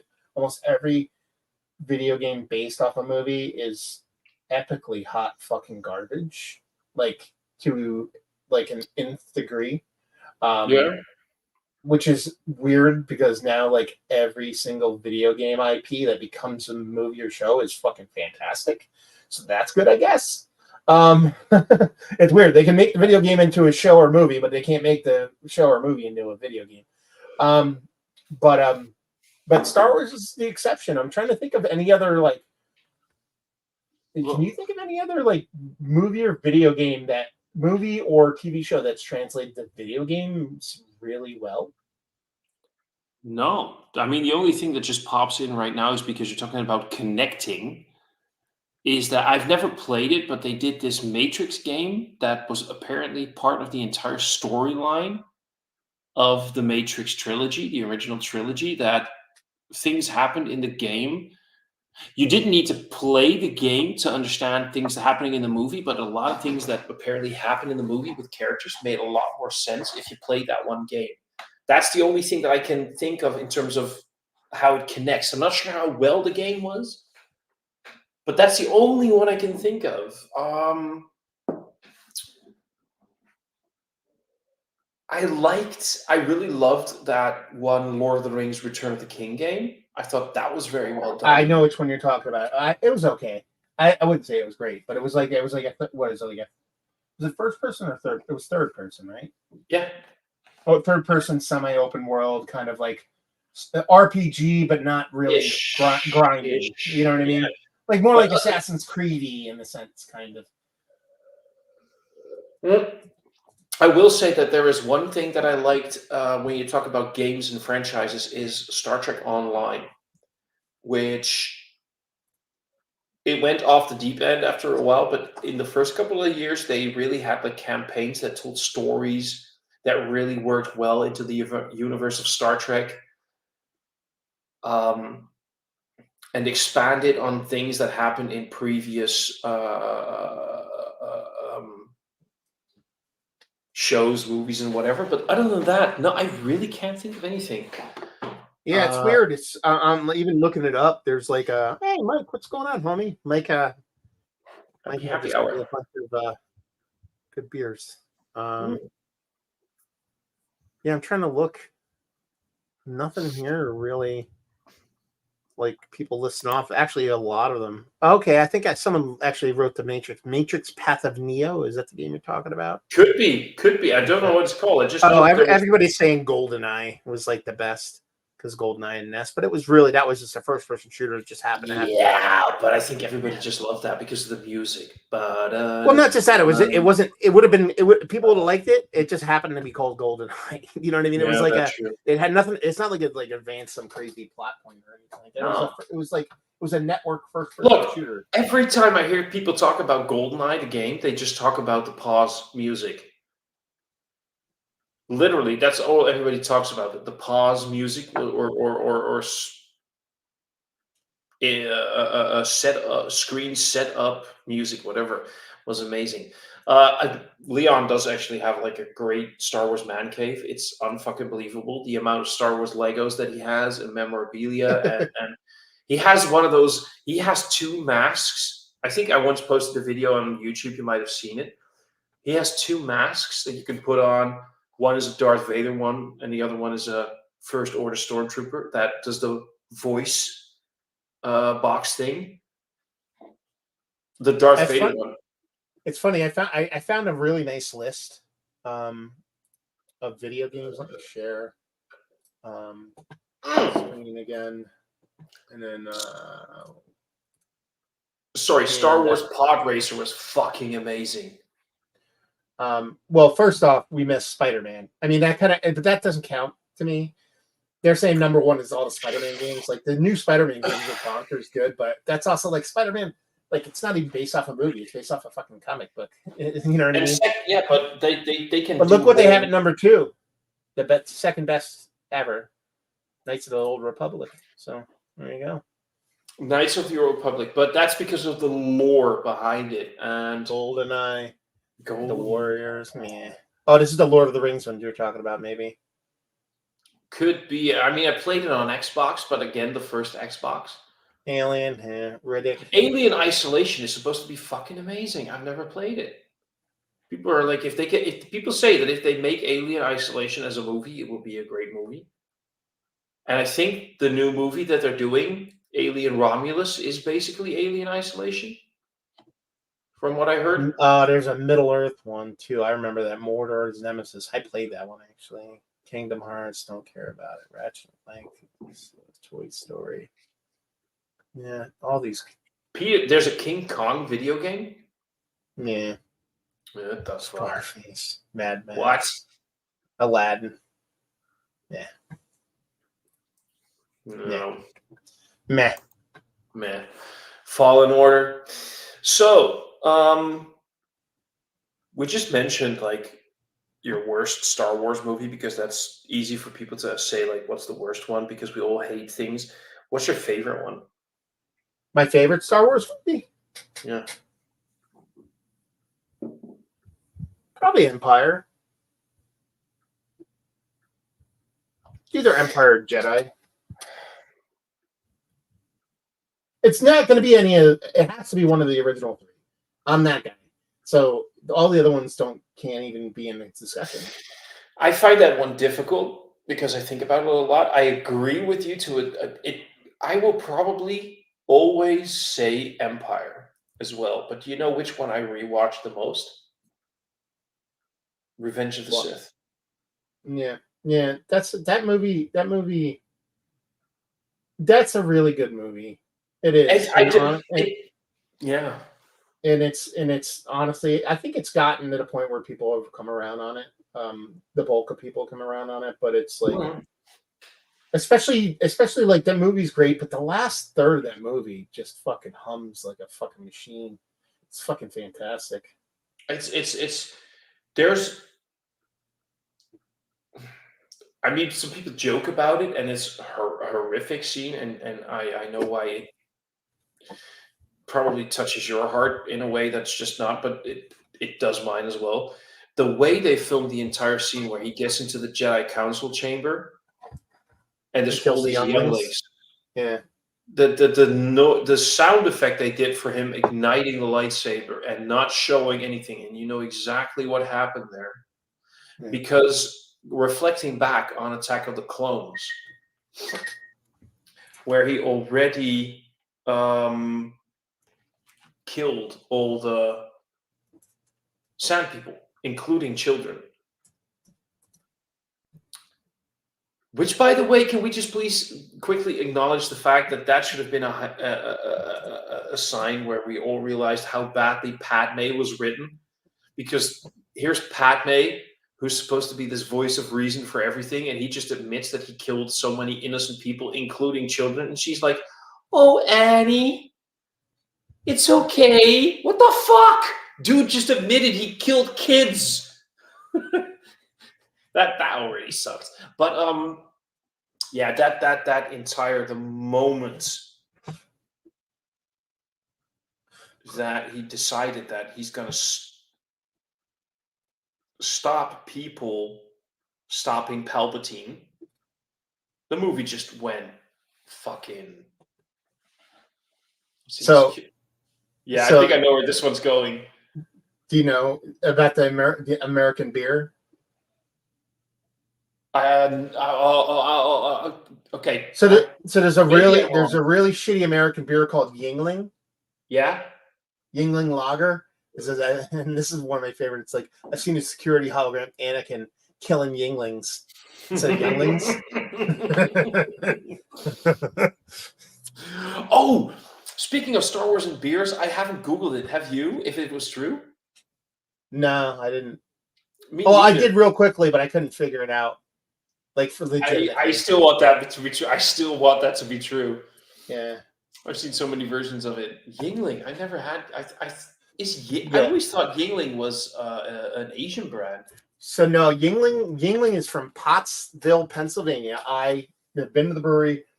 They weren't super far from where I live. They are credited with be America's oldest brewery. Yeah. Quote unquote continuously operating brewery, because Yeah. there was breweries that like stopped during Prohibition. You know what I mean? So, but they kept operating somehow or whatever. So it's like kind of a weird play on words. But they've been around for a long time. They're staunch alt-right supporters, so I don't fuck with their beers all that much. But every now and Agreed. then I'll drink one of them. But their beers are okay. But what was I gonna say? Oh God, I just totally spaced. I know what you mean. No, I was gonna say something else about Yingling now. Oh, the best thing about it. So Yingling is from Pennsylvania. It just had nothing to do with Star Wars. I just think it's a funny story.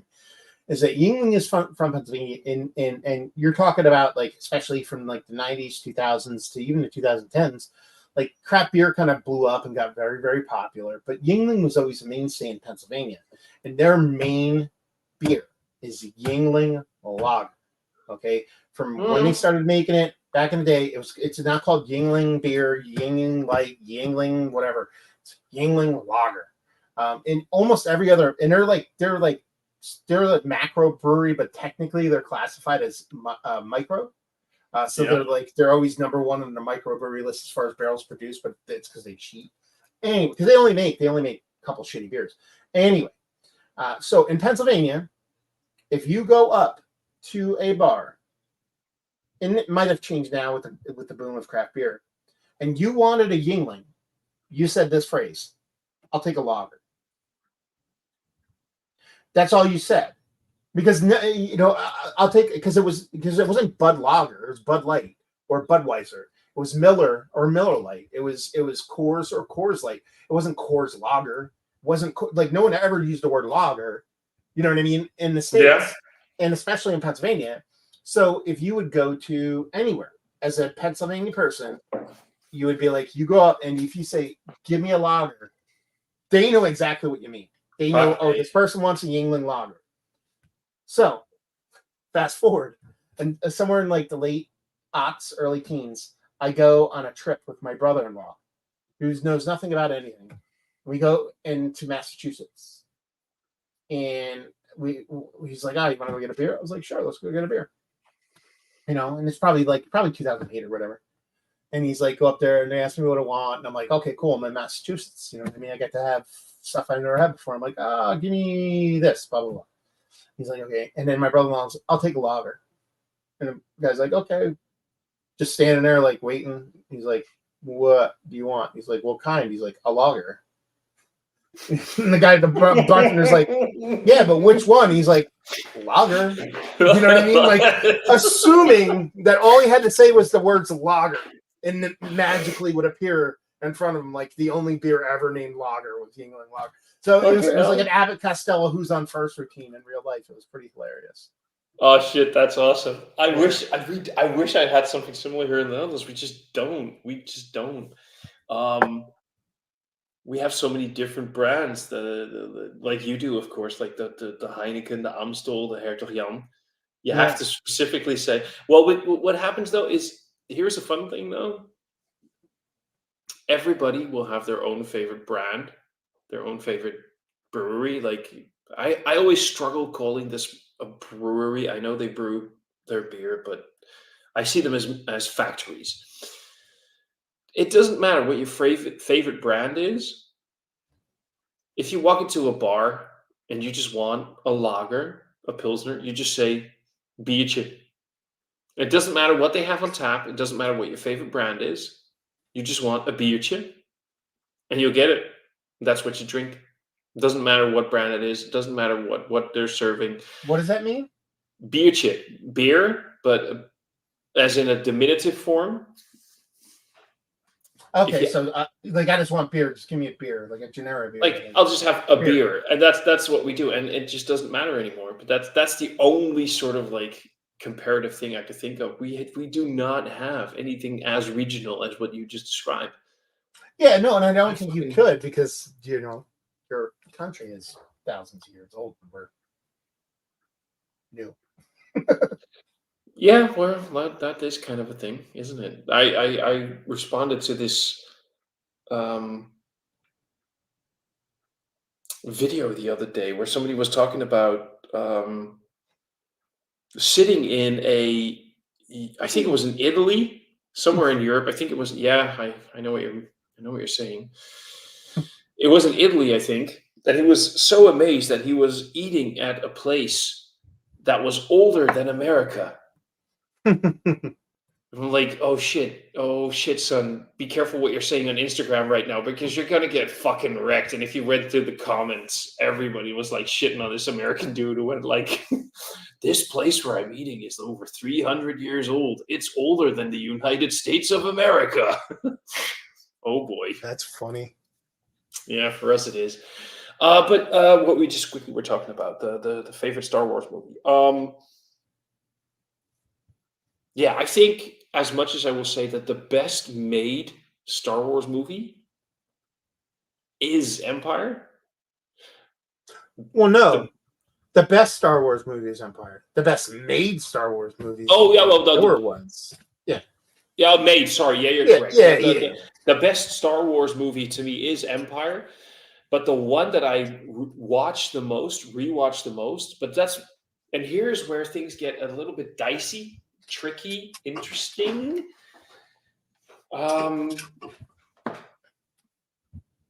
Often when I get the chance to watch a movie, it's like once or twice a week. And that'll be on a Saturday evening or a Sunday evening. And I often want to watch something that I'm either really interested in, like this is new and I really am curious, or I'll watch something, oh my fucking God, he's gonna oh, I thought you were gonna shotgun it. Or I just want to watch something that I know that I like and that is entertaining to me and also easy to watch. And that, to me, is Revenge of the Sith. Okay. You know what I mean? And not in a negative way, easy to watch, because it is a pretty heavy movie at times. It gets really dark. But yeah, that's why I think Revenge of the Sith is one of the better Star Wars movies, because it has a high rewatchability content. But yeah, that's me. What Okay. did you just do? So this is cheesy. I did not plan this, okay? But I figured I would just put two and two together. I tried to find a Star Wars beer, so I actually have a Star Wars beer. Right? It's Zigmeister. It's their. I wrote the Millennium. I just wrote the Millennium Falconer. Jesus fucking Christ. So I have a Star Wars beer. A for effort there. Oh man, that's fucking amazing. I love you and I hate you at the same time right now. I'm gonna grab a beer as well. I need a beer as well. I'm gonna be right back. I only had 2 lagers so far. I want something a little bit heftier. Okay. Let's see. Comments. Well, Thomas goes away. We'll go back to let's see. Oh, Paul Prié-Bruno stopped by. He said, enjoy Star Wars on this day. You must. Get a little Yoda-esque in there. Cheers, Paul. Square tables like went to Kent State. We talked about that. There's tragedy. Leon storyline. Anakin failed because he wasn't trusted, and Luke didn't fail because he had the right people beside him. It also shows good friends can form you. That's a very, very true statement, fictionally and for reals. Best Star Wars video game Some might not remember Bounty Hunter for the PS3. I don't remember that. Oh, he said PS2. Sorry. I never even heard of that. Holy heck, that looks awesome. I think this is when we're going through video games. Not remember this game. I have a Atari 2600 as well. You're mandated by U.S. law to eat pizza at least 2 times a week. I won't argue against that. Sam Whitner is a fucking awesome. Bring Star Killer to life. Yeah. Dude did that. I mean, Mike, so that the boys. What's going on, brother? This is good. Come my Star Wars man cave. We will have a beer and play all the games. I have Knights of the Old Republic 1, 2, and Battlefront 1 and 2. Look, let me explain Knights of the Old Republic to you, right? Okay. I remember having that first Xbox. I remember that's how awesome I felt this game was. I remember so many evenings in the first few weeks that I had this game. And it was a game that really you could play for like hours and hours and replay it and go back to things. Realizing that my alarm would go off in 7 a.m. And and everybody knows this. Everybody who's played video games. Thinking it's 11 p.m., right? And you just say to yourself, I'll play for like maybe an hour because I have to get up at 7. And then suddenly, you know what I mean, right? It's 3 a.m. in the fucking morning. Oh, I've never had that happen to me ever. Fuck you. Yes, that totally did not happen to me like twice last week. Exactly.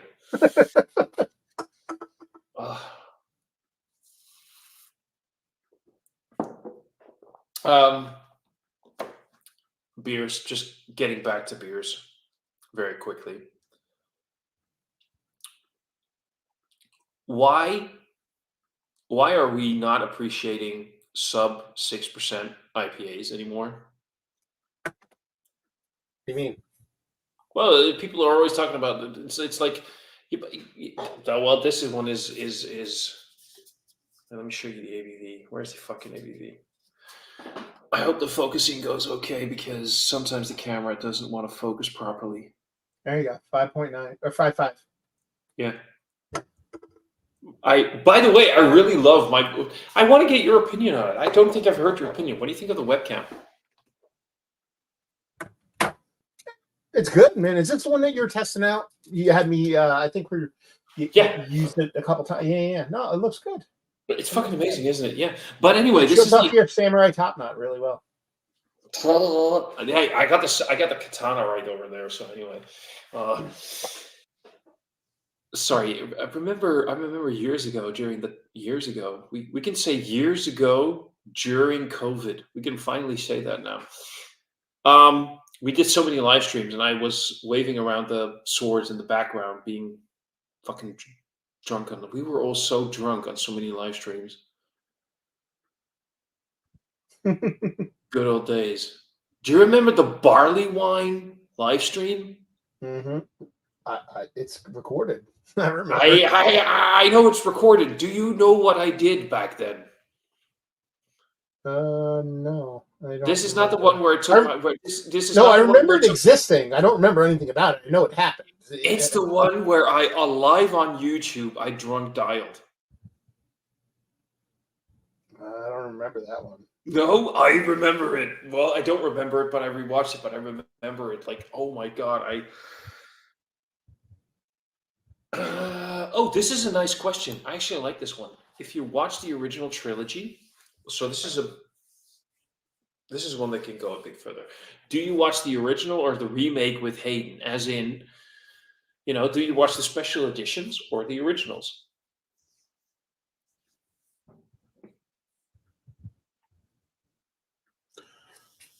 Wait, if you watch the original trilogy, do you watch the original or the remake with Hayden? No, what he means is, this is Leon again, my nephew. What he means is, do you watch the original trilogy or the special editions where George Lucas went back and altered things here and there? Oh, like when they show the people at the end of the Jedi and it shows Anakin instead of the. That's yeah. No. So, yes and no. Hybrid. I think I know why. I'm not going to say anything, but I think I know your No. answer. So this is one of the best things about the internet. Yeah. The internet has done very many horrible things, but the best thing ever is that. So George Lucas has decided that he is going to remake Star Wars. Not remake. Sorry. Alter and remaster is a better way to put it. So over the course of time, he has gone through several iterations of different remasters of the original trilogy. Like 3 or 4 or so? I think. Yeah, no, there are 3 or 4 ones that have Greedo shooting first, and some don't. It's like insane. Exactly. But the constant theme here is making it the fidelity better is the core of it. But he's also couldn't help himself but change things he wish he could have changed or done back in the day. So as a graphical fidelity nerd like myself, my first inclination is to lean towards the newest ones because they're the cleanest looking ones in 4K. I knew it. But my soul wants to watch the originals as close as they were to the original. But there's a group of people out there on the internet. But what Lucas won't do, he won't remaster the originals as they were. He only releases the newer version. Like he's like, I edited it. Like when he releases New Hope 1.7, that's it. I'm not going to remaster 1. I'm going to remaster 1.7 and add more stuff to 7. If he's going to do an 8K version, he's going to do the version he did as the latest and probably alter some things and again. There's people I knew online, this was going to be your answer. I knew this was and there's people online that actually go and take the newest version and cut it up and re-edit it to where it's the exact, as close to the exact original version without all the added parts, but still in 4K. So those are the ones I watch.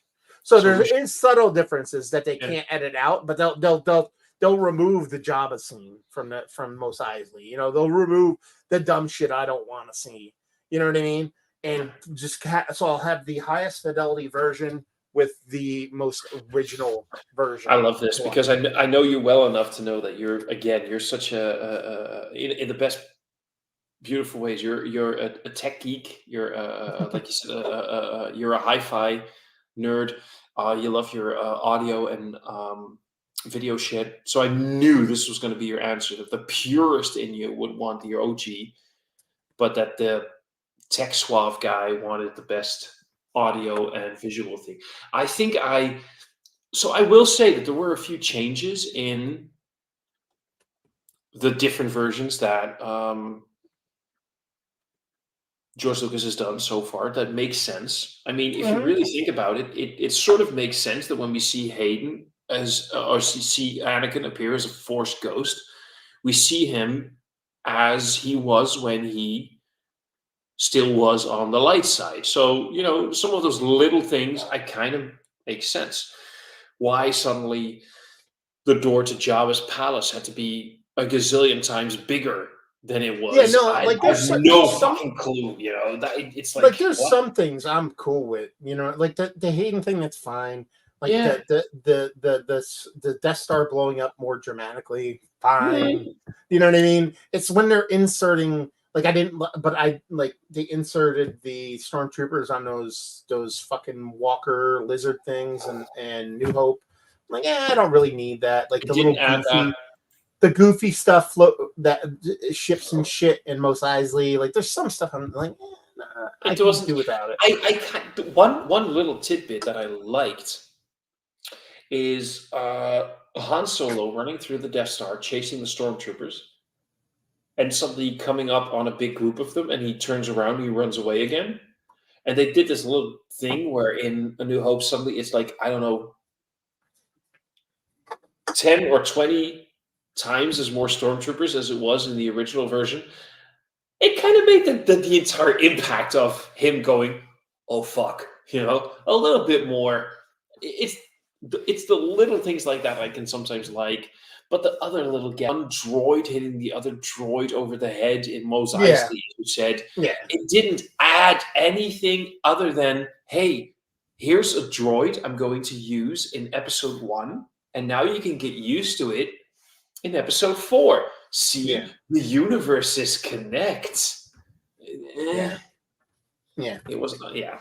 So, um, it's to answer Leon's question. It's the answer is yes and no at the same time. I don't know. I do sort of understand George Lucas when he says Star Wars is never finished for me, and I will always change it a little bit because it's my art, and I can change my art when I want it. Oh yeah, that part of it is his shit. He can do whatever the hell he wants with it. I get that. So Yeah. yeah. But at the end of the day, he needs to accept that the people who are watching it determine what they like best. Oh man. Mm. So now let's move on to. Go ahead. You can say whatever you can say first. Nothing. Sorry. I thought I was gonna say, do you want to touch base on like the I guess you'd say prestige TV side of things with the newer stuff. You know what I mean? And that's more you're gonna have to lead the way in this, because while I watched the first season of Mandalorian, I'm kind of like ambivalent to the rest of it. Like, where do you feel that the newer stuff, whether it be Ashoka or Mandalorian or the Book of Boba Fett, or those shows, do you think it's from a distance, as a Star Wars purist, I see it as they're throwing pasta against the wall to see what sticks. it's keeping it's cash grabbing. Yeah, it's definitely cash grabbing. But there's also good stuff in it. But the thing is, to really enjoy it, you could watch the original trilogy or the prequel trilogy as what they are. You don't even need to watch 4, 5, and 6 to understand 1, 2, and 3. You can just watch 1, 2, and 3 and enjoy it for what they are. You get a complete story. If you want to enjoy things like The Mandalorian, you have to understand the rest of Star Wars. You can't watch Ahsoka and truly appreciate it without having seen Star Wars Rebels. You need to see certain other things to completely get into the other vibe. And it's a cash grab, as in it's well made. It's really well made. And I loved Ahsoka because I love the character of Ahsoka, and I really enjoyed Star Wars Rebels. But you can't watch these things separately anymore and not get all the nuances. You know what I mean? No, I do. And that's the problem. It's both a good thing and a bad thing. As in, the bad thing is you can't just sit down and enjoy something. The good thing is it's so awesome to have this huge immersive universe where everything is so well interconnected and becomes a huge whole.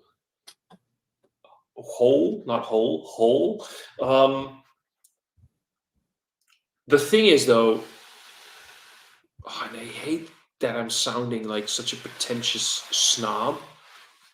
You're a person that talks about beer on YouTube. Yeah, it's all right. They're used to it.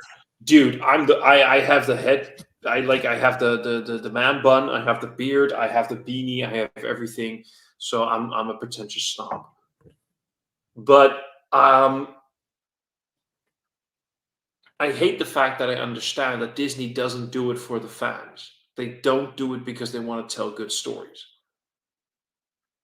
They do it because they can earn a lot of money. And that sucks, because that kind of makes the motivation behind it. I mean, of course, George Lucas knew he could make a lot of money, but he wanted to make a lot of money because he had a good story to tell, and he realized he could make money with it. Well, no, he knew he had a good story to tell, and he hoped he could make money. or hoped. Well, Yeah, like he had a knowing he'd make good money, I doubt he was that clairvoyant. You know what I mean? But he saw potential. Hey, You know as what I we mean? He started saw this the live stream potential. with, we started Yeah. this live stream with the fact that he was smart enough to get, he Well, saw where. he was also, you could replace the word smart, ballsy enough to bet on himself. Do you know what I Fair mean? point. Like, Fair point. like, because at that point it was unproven. Like yeah, that's the thing you have to remember. Star Wars is one of one. There's stuff that's like it now. When it came out, there was nothing like it. There was science fiction, but it was so hokey and it was so cheesy, and Oh, most of it was like, like Star Trek in a sense that was like humans exploring space, not some other mythical, like, exactly. Now you get you to know the what I point. mean? Now you get to the Yeah, point what Star Wars fans have been debating for years: is Star Wars science fiction or fantasy? it's both. Exactly. You know what I mean? It doesn't have to be mutually And exclusive. You don't have to. that's where it did the thing, because we all have Dungeons and Dragons was an established thing. Yeah, Sci-fi was an but established thing. Dungeons and Sci-Fi was, fantasy was, but not in movies. I'm saying Not movies. not You in know what the I way mean? to meshed together. I'm really curious. I'm sure I've looked it up previously, but I'm really curious as to like that what is considered Star like. Trek.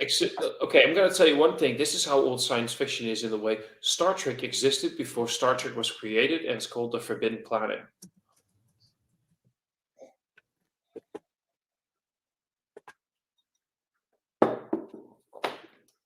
There's my mouse. In your hand. Nah, I'm working through a setup. I'm sorry, that was a shit comment. I'm so sorry. No. It makes. I have like so many computers right now. It's like fucking funny. And my mouse, the way my mouse will go from computer to computer to computer, not from screen to screen. Like it'll actually jump to the other computer on purpose. But I'm trying to get it to work properly. You know what I mean? Like I'm trying to look at like old ass sci-fi movies. Oh yeah. Like what really? Come on, Wikipedia. Can't you give me the? You mean before Star Wars? Yes.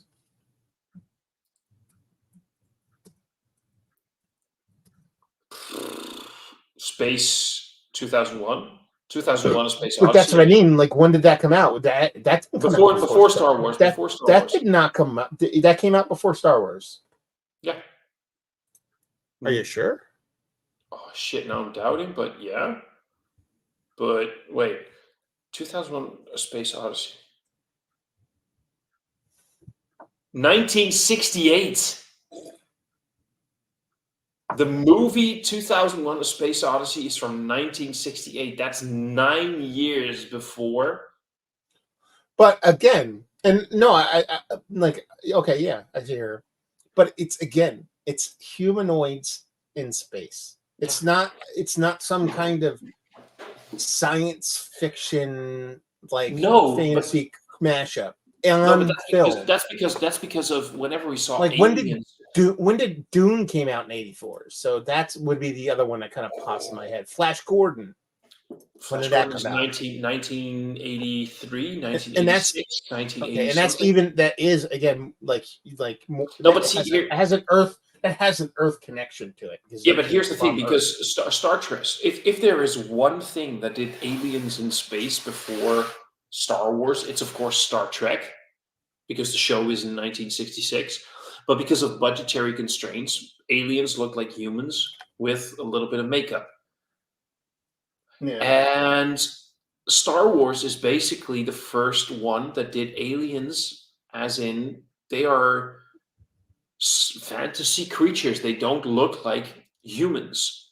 They can be slightly humanoid, as in maybe they do walk on two legs and they do have two arms, but that's sort of where it ends. They can But be. it's not even that. It's not even that. It's like the only connection to planet Earth in any form or fashion in Star Wars, and the only connection to planet Earth as we know it Mhm. is a long time ago in a galaxy far, far away, which insinuates to us as humans, this is a story that happened in a galaxy long, long ago in a galaxy far, far away. Yeah. That's it. There's no. These people are not humans. These people are not on some kind of human-based agenda quest. 2001: A Space Odyssey, Star Trek. There's a prime directive. There's a reason they're there. They're exploring. They're whatever. Anything they do is based on relaying or something to do with the planet. Like it's a disconnection. That's the fantasy part, obviously, but there's a disconnection. Earth is not like there's not one point in Star Wars does someone think or reference or even know Earth exists. And Earth is not a thing. I do believe humans are called humans. I believe that there are. Was it in one of the movies or in one of the shows that they specifically say human? But other than that, it's we just accept them as being human. It's not as if they consider themselves the human race. They could be aliens for us as from our point of view. They could be very well could be alien. Oh shit. What? Are the two movies Caravan of Courage and Ewoks The Battle for Endor worth watching?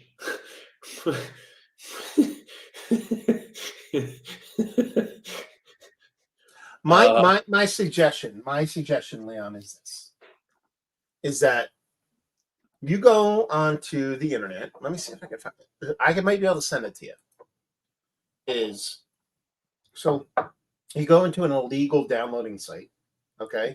They're on Disney Plus. No. I'm not talking about that. Oh. You go on a legal download site and you download the Star Wars Holiday Special. And you go and you eat a bag of mushrooms and watch that. That's my suggestion.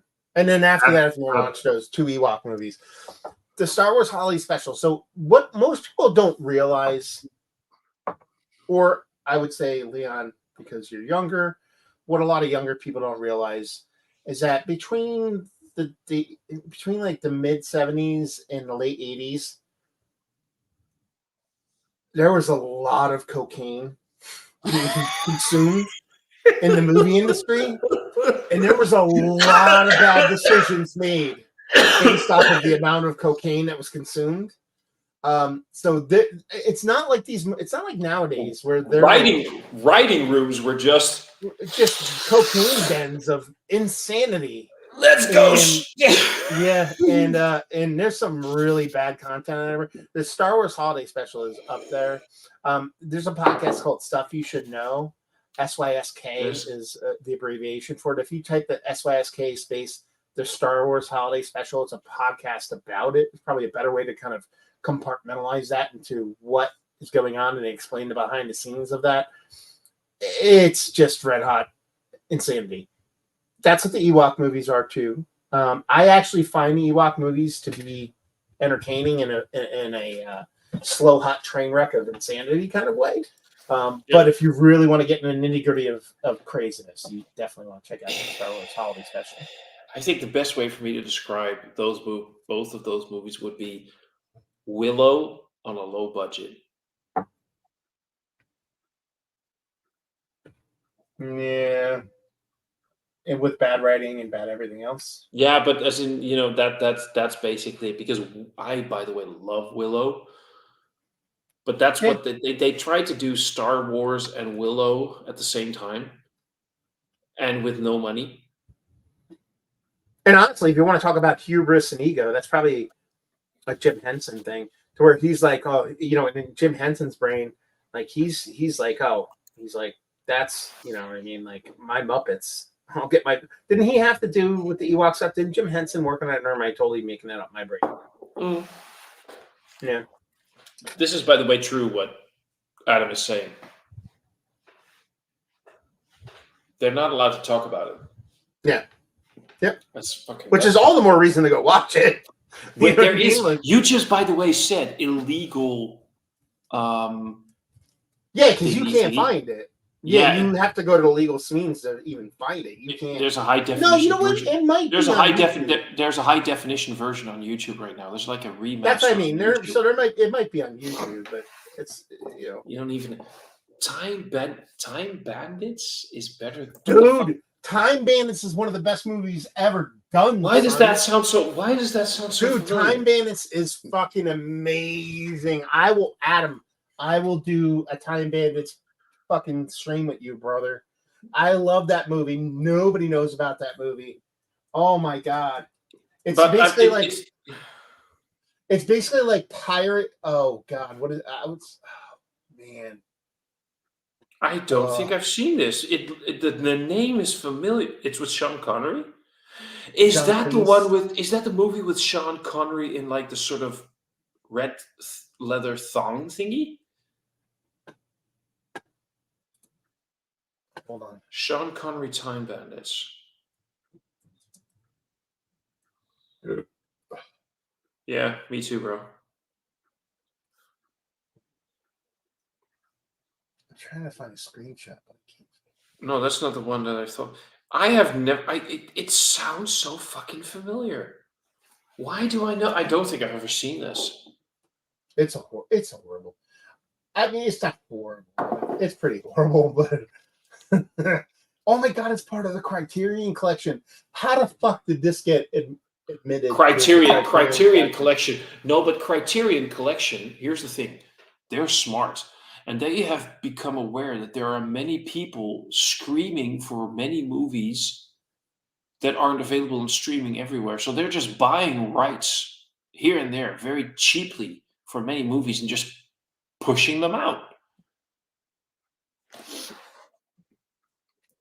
Anytime, I haven't seen it in a while, but never watched it drunk and watched Sliders afterwards. What the fuck? Sliders. Like Sliders the show? Yeah, because he's doing the whole time travel thing. Yeah, I know but I love the show Sliders. I remember that show. Oh well, okay. I mean, Sliders love is it a as pretty in, horrible show, but no, it is, but nostalgia, love it. You know what I mean? Nostalgia, love it. Not like love it. Nostalgia, love it. I'm going to be right back in like a little moment. I'm going to give you one bit. okay, do your thing.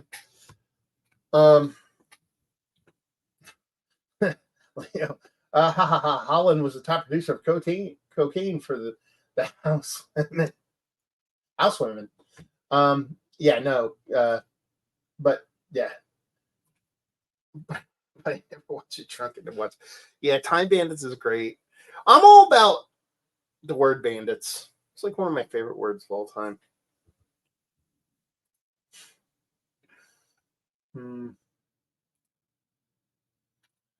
Oh boy, getting up there. Go for 2+ hours.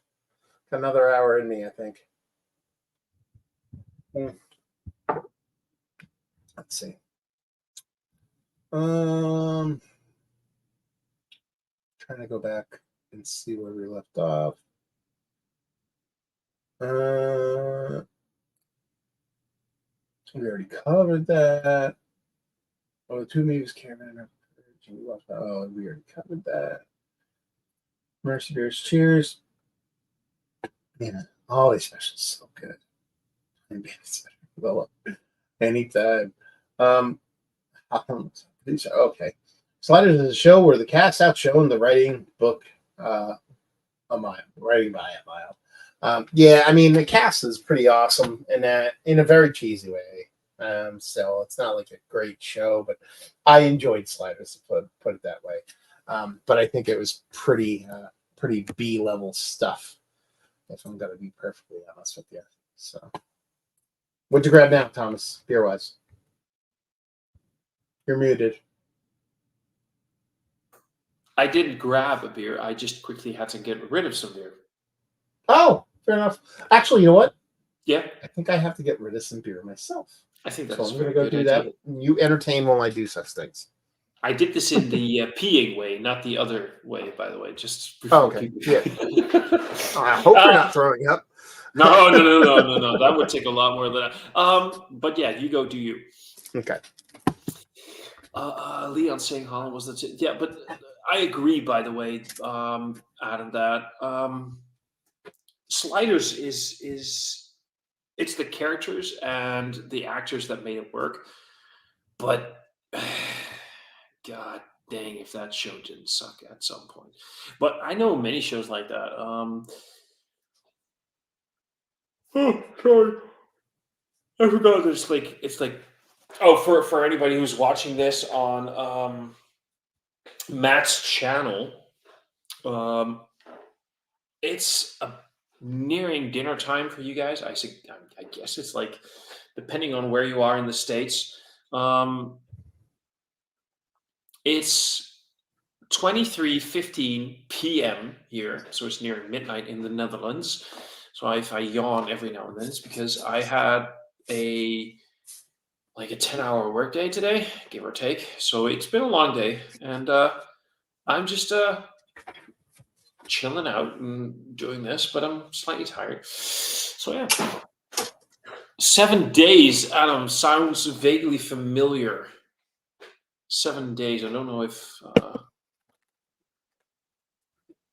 Okay. Matt, did you ever hear of a time travel show called 7 Days? I'm sorry, yawn. Time travel show called 7 Days. No, Me neither. no, I never heard of it. Maybe it's a British show. It's a British show. It's a foreign show from a foreign country. Ooh, what are you drinking? I'm opening an other half beer. Ooh. I love the fact that other half is something that I can get regularly here and never do. It's a wait. Let me put you in solo for like two solo. Oh, nice. That's like what 6.5% ABV. Yeah, nice. Sounds good. Lactose hazy. Sounds good though. Ah, fucking hell, Adam. Fuck off with you and me turning into pumpkins. Just because pumpkins are orange doesn't mean I'm going to turn into one at midnight.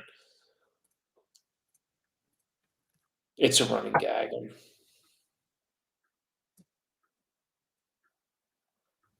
Damn it, now I want another beer as well. I'm going to grab a beer. So we can talk about, go ahead, go grab a beer. Yeah.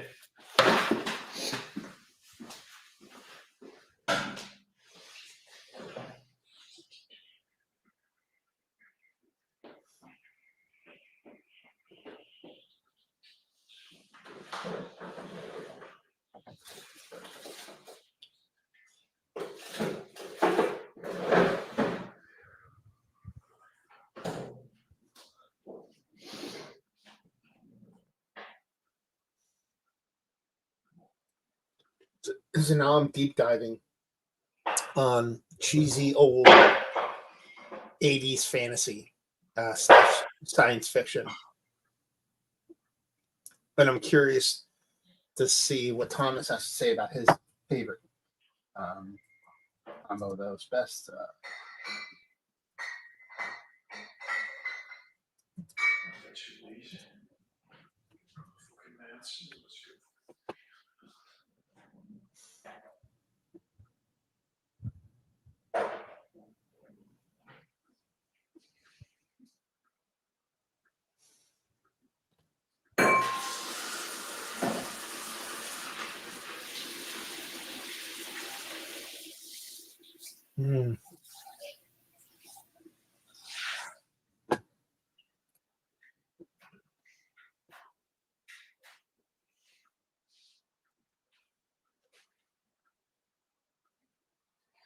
Yeah, see, I'm looking at best sci-fi fantasy, and they have like Lord of the Rings and sci-fi fantasy. It's more fantasy to me. It's such a weird genre. Like I was kind of like talking while you're going to get a beer, Thomas. Like, yeah. Do you have any other sci-fi fantasy movies you enjoy? Sci-fi because fantasy. it's a very, very, very weird niche. Yeah, I was thinking literally the same word, niche. Because it's like for me, sci-fi fantasy is obviously Marvel Avengers is sci-fi fantasy for me. I mean, it's comic book fantasy, Agreed. but I could see it being that. But I like think maybe, probably but this is also a better way to loose. put it maybe is Hunger Games might be better sci-fi fantasy. I don't know. Could be to a degree. I suppose sci-fi fantasy is Firefly, but that Mhm. only ran for like 13 episodes because you got the whole Western, you got like the Old West, and sort of like old. I don't want to say kung fu, but Okay, you had the Matrix. Asian. Matrix might be the best way to probably the next best. But I'm trying. Can you explain why you think that there's a fantasy influence there? In the Matrix. What's the fantasy? Because I can see the anime The whole influence Matrix there. is the whole Matrix is fantasy. Yeah, but it's based on like a lot of like deep sci-fi, like True, I can see where you're going. Like basically, that's what I'm the saying. reason why I'm asking is because like I'm looking at the best of in IMDb, best modern science fiction / fantasy movies. They have Lord of the Rings. To me, that's not science fiction at all. That's just fantasy. That's fantasy. How is that science fiction fantasy? That is fantasy. What would you think about? How about Alien? No, I still say that's. I talked about this with Mike at some point. It's horror fantasy. Okay. Blade Runner. Blade Runner is.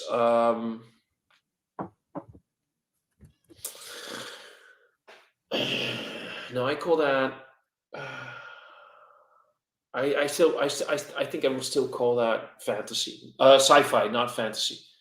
Mad Max. So I can see the fantasy aspect in that one, especially That's when almost instead of towards sci-fi fantasy, that's like dystopian fantasy. dystopian. Like especially if you look in like the second one. What was the second one? The first one was Mad Max. Then it was Fury Road. No, Fury was the. What was the second one again? They all had titles. It was Mad Max. No, that's the third one. Oh, okay. That doesn't matter.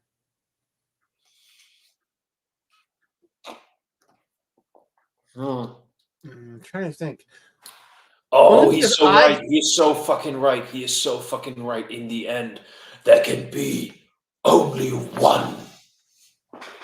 Highlander. That's fantasy. Dude. No, but they went into in the second one. They went into the future, and it involved an alien world. In the second one, in the franchise, they connected it that it was an alien world. Okay. So I have a movie I love. Yeah. I absolutely love Mad Max 2 is Road Warrior, by the way. Yeah. I have a movie I absolutely love. It's an absolutely horrible movie.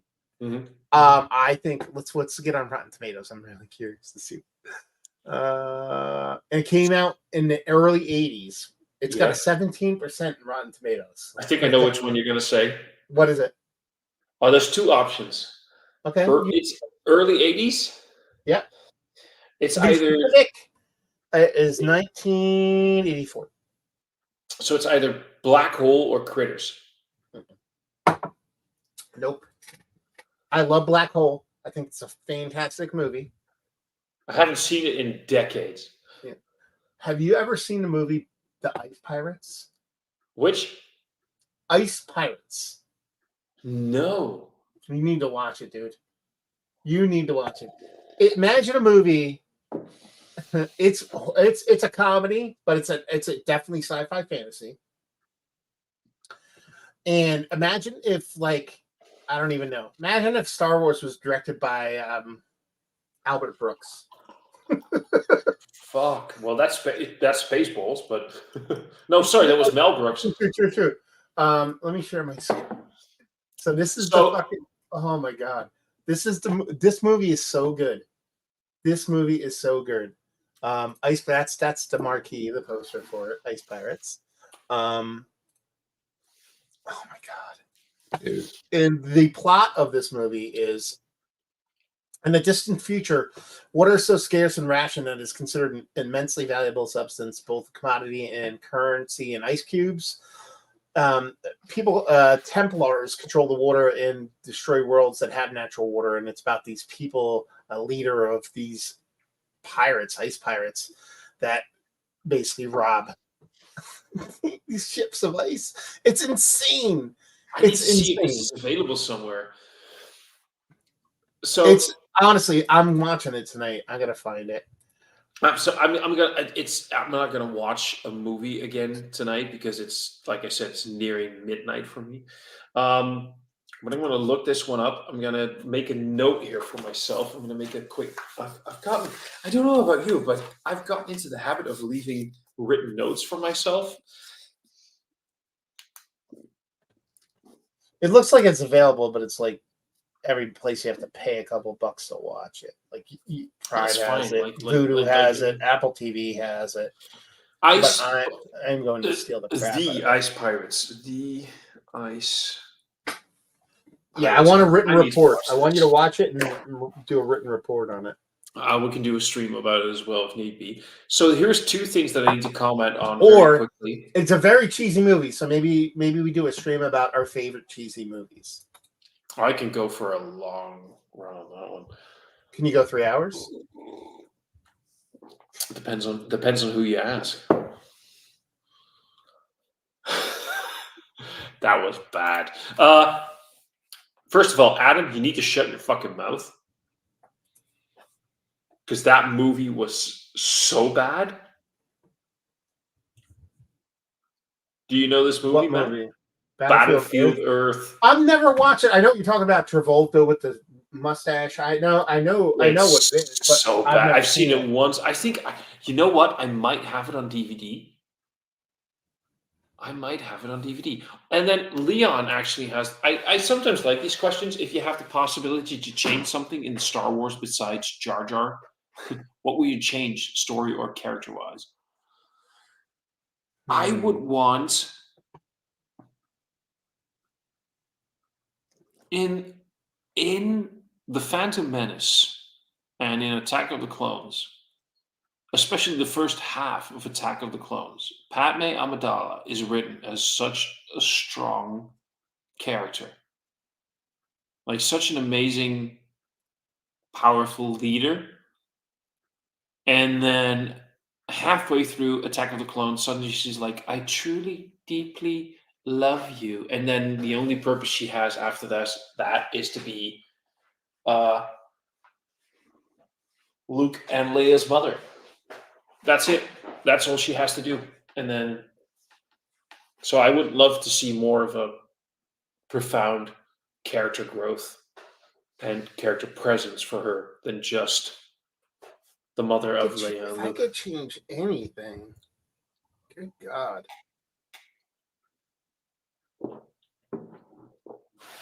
Well, that's me.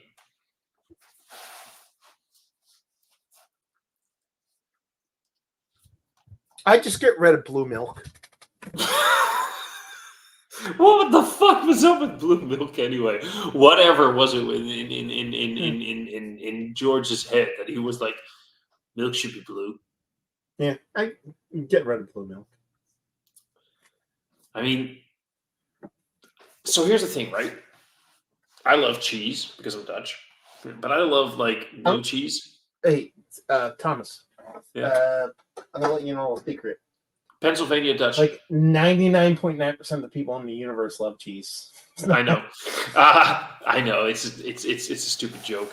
But I love the funky cheese, blue cheese, as they sometimes call it, like the veiny cheese, the moldy cheese.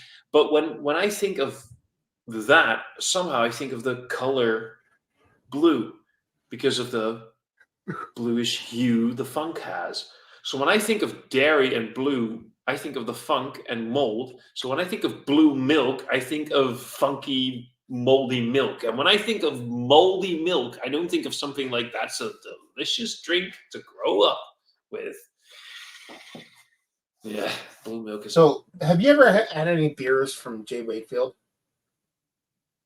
Do you know J. Wakefield at all? The name I know, I may have. They're a Florida brewery. They're known for a lot of their like thick big rich stouts.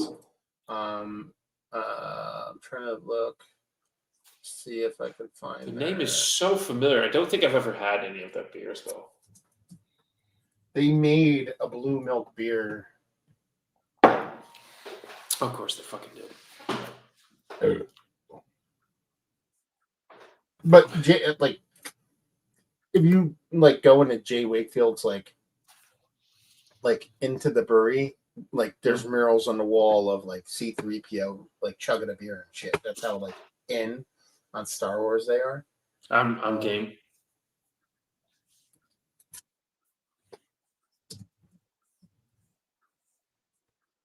I'm trying to find a beer. I don't know why I can't find it.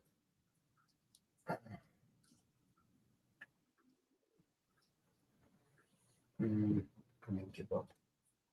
Isn't it fun? I give up. But anyway, they made like a blue cantina milk, like Star Wars-y bill. It sounds horrid. Did you have it? No. Did you try it? No, because it was like a beer that you had to try to get. And I don't fuck with that shit normally. Adam is saying two things. I would change it so that Mace Windu was only assumed dead. I think the entire Star Wars fandom assumes that Mace Windu is dead. I don't think anybody believes that he's dead. Actually, you know what? I changed my. I absolutely 100% changed my change. Not the blue milk. I would absolutely let Samuel Jackson say "motherfucker" in a Star Wars movie. That's what I would change. Yeah, that would be. You're a Sith, motherfucker. I love the fact that they almost snuck it into the Avengers, the MCU, the Marvel movies. I love the fact that they almost snuck it in there. That was great. Did you know that Marvel actually snuck in, or not snuck in, but actually dropped the F-bomb in a Marvel movie? Deadpool? No. Well, probably in the new Deadpool movie, yeah.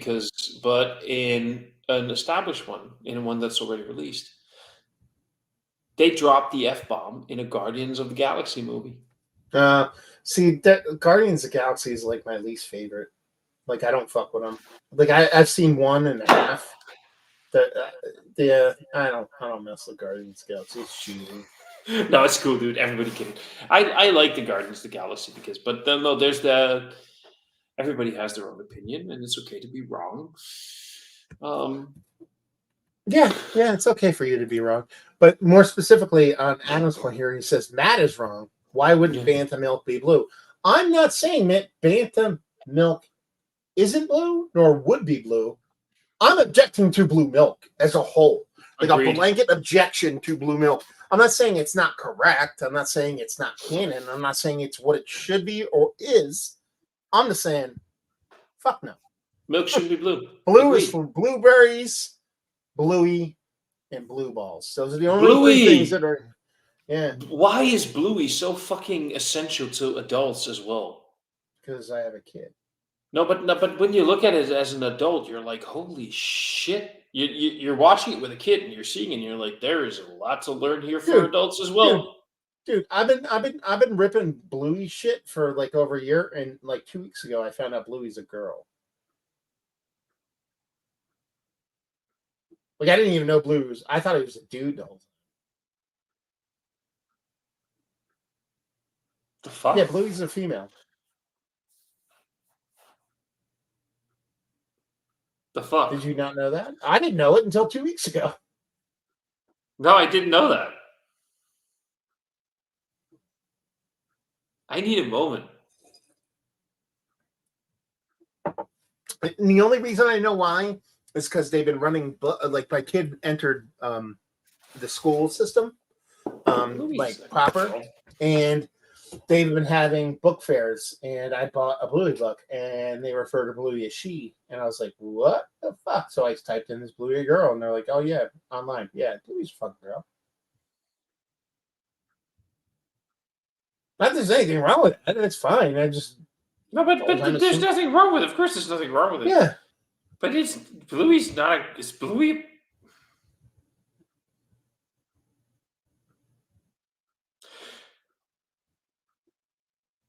Yeah, the show follows Bluey, an anthropomorphic 6-year, later 7-year-old blue healer pup who's guided by her abundance of energy. Yeah, yeah. Right? Your They're world two doesn't make sisters. sense. I thought they were a brother and sister, Hmm. but that's because of the with the color, with the thing, with the blue, and the They explain that, and a lot of people assume it's a boy because it's a blue healer, but a blue healer is a style of dog, not necessarily a boy dog. So, Bluey's a girl. yep.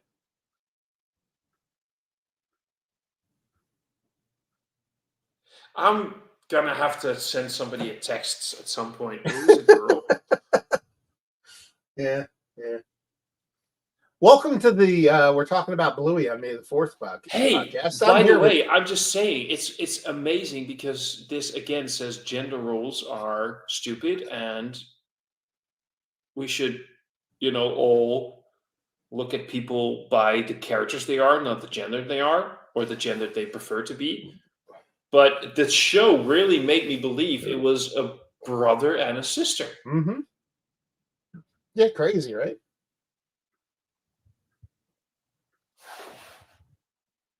Yeah. I need to See, I need to make a second note. honestly, look.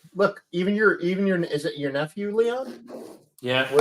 Yeah, he even knows. He's like in the Clone Wars. When Bluey was in Clone Wars, she looked good character wise. So when Bluey was in Clone Wars, we didn't even know she was a female. She looked great. He looked great. I need to make a note. Yeah, go for it. But to circle back on something we said earlier that actually is Star Wars related. Yeah. So we talked about how Hayden Christian Anderson has kind of finally gotten his flowers. Sorry. He's finally gotten to the point. Hayden Christian Anderson. It's Hayden Christian. Hayden Christian Anderson. Christian Anderson is the fairy tale writer. Oh, Jesus Christ. I don't know what I didn't even realize they said that. Hey, you can just call me Thomas. It's okay. You don't have to call me. Yeah. It's okay. But he got so much shit for so many years and finally got his comeuppance, or not comeuppance, his acceptance. Is that what's going to happen to the actress that played Rey? Like, it's probably going to be the same. She's getting her own movie. Yeah, but I mean, nobody likes her, right? Like, I like her, but I'm saying as a consensus, people don't. Yes, but so here's the thing, right? I think you're right because a lot of people, mostly, probably very alt-right wing male person, whatever you want to say. I want to say something bad, but I can't. Who didn't like the fact that suddenly this woman identified as a Skywalker? They all hated it, but family is so much. This sounds like it's fucking Fast and the Furious. Hayden or Hayden Pooh wins. It's always Pooh. Who your family is and what your roots are and where you belong. Well, what your roots are is one thing, but who your family is and where you belong doesn't necessarily need to be about blood. It needs to be about where you feel where you need to be. Did you just literally pull off a Fast and Furious reference? No, I just no, but I just said I don't have friends. No, but I just said I don't want to make it about the Fast and the Furious thing, or I wanted to say it and I didn't say it aloud. But it makes sense for Rey to feel more connected to the Skywalker lineage than the Palpatine one, and for her to say, "I am much more of a Skywalker." So here's the thing, right? Have you ever seen these YouTube videos where you see kids, they're in like their early teens, and they never really had a father because dads either passed away or left or whatever, and they grew up with the stepfather. And on a birthday, they give the father a gift, and they unpack it, and they unwrap it, and it's adoption papers. And these kids say, I know where I came from, but that's not where I belong. I belong here, and you're my father. And please, I want you to adopt me. I want to be part of your family where you come from. And I think it's okay to, at some point in your life, say, that's maybe where I came from, but that's not where I belong. I grew No, up somewhere. And, yeah, and I think that's the powerful message of Star Wars is, you, especially in the Rey storyline, is that she felt connected in the Skywalker lineage. And I, by the way, hate the fact that so many people are like, oh, she's so overpowered and she didn't have any training, but she uses the Force like it somehow comes naturally to her. Oh, you mean Luke Skywalker? Who yeah. blew No, up the Death there's Star without. definitely, yeah, there's definitely a heavy dose of Yeah, misogyny or sexism there. But I it's fucking like, hated that. but I mean, not to. I don't want to use the word go a step further because I think it's the same conversation, just a little bit different. It is. Are you this or are you that? It's are you the good side or the bad side? That's the choice. You could still be related. You could still be a Skywalker. You could still be a Palpatine. You could still be that, but it's the family you choose on the Force side of things that defines you Hmm. as a person. So it's like everybody has a choice in life, and like Star Wars is a good kind of echo of the good and bad of society. It's like it's the quick way versus the hard way versus the good way versus the easy way versus whatever. You can get to point A and point B and accelerate your whatever it is you want to do, whether it be accelerate your work status, your clout on YouTube, your musicianal status, whatever it may be. There's easy and dirty and quick ways to get where you want to go and yield a greater power in a quicker period of time.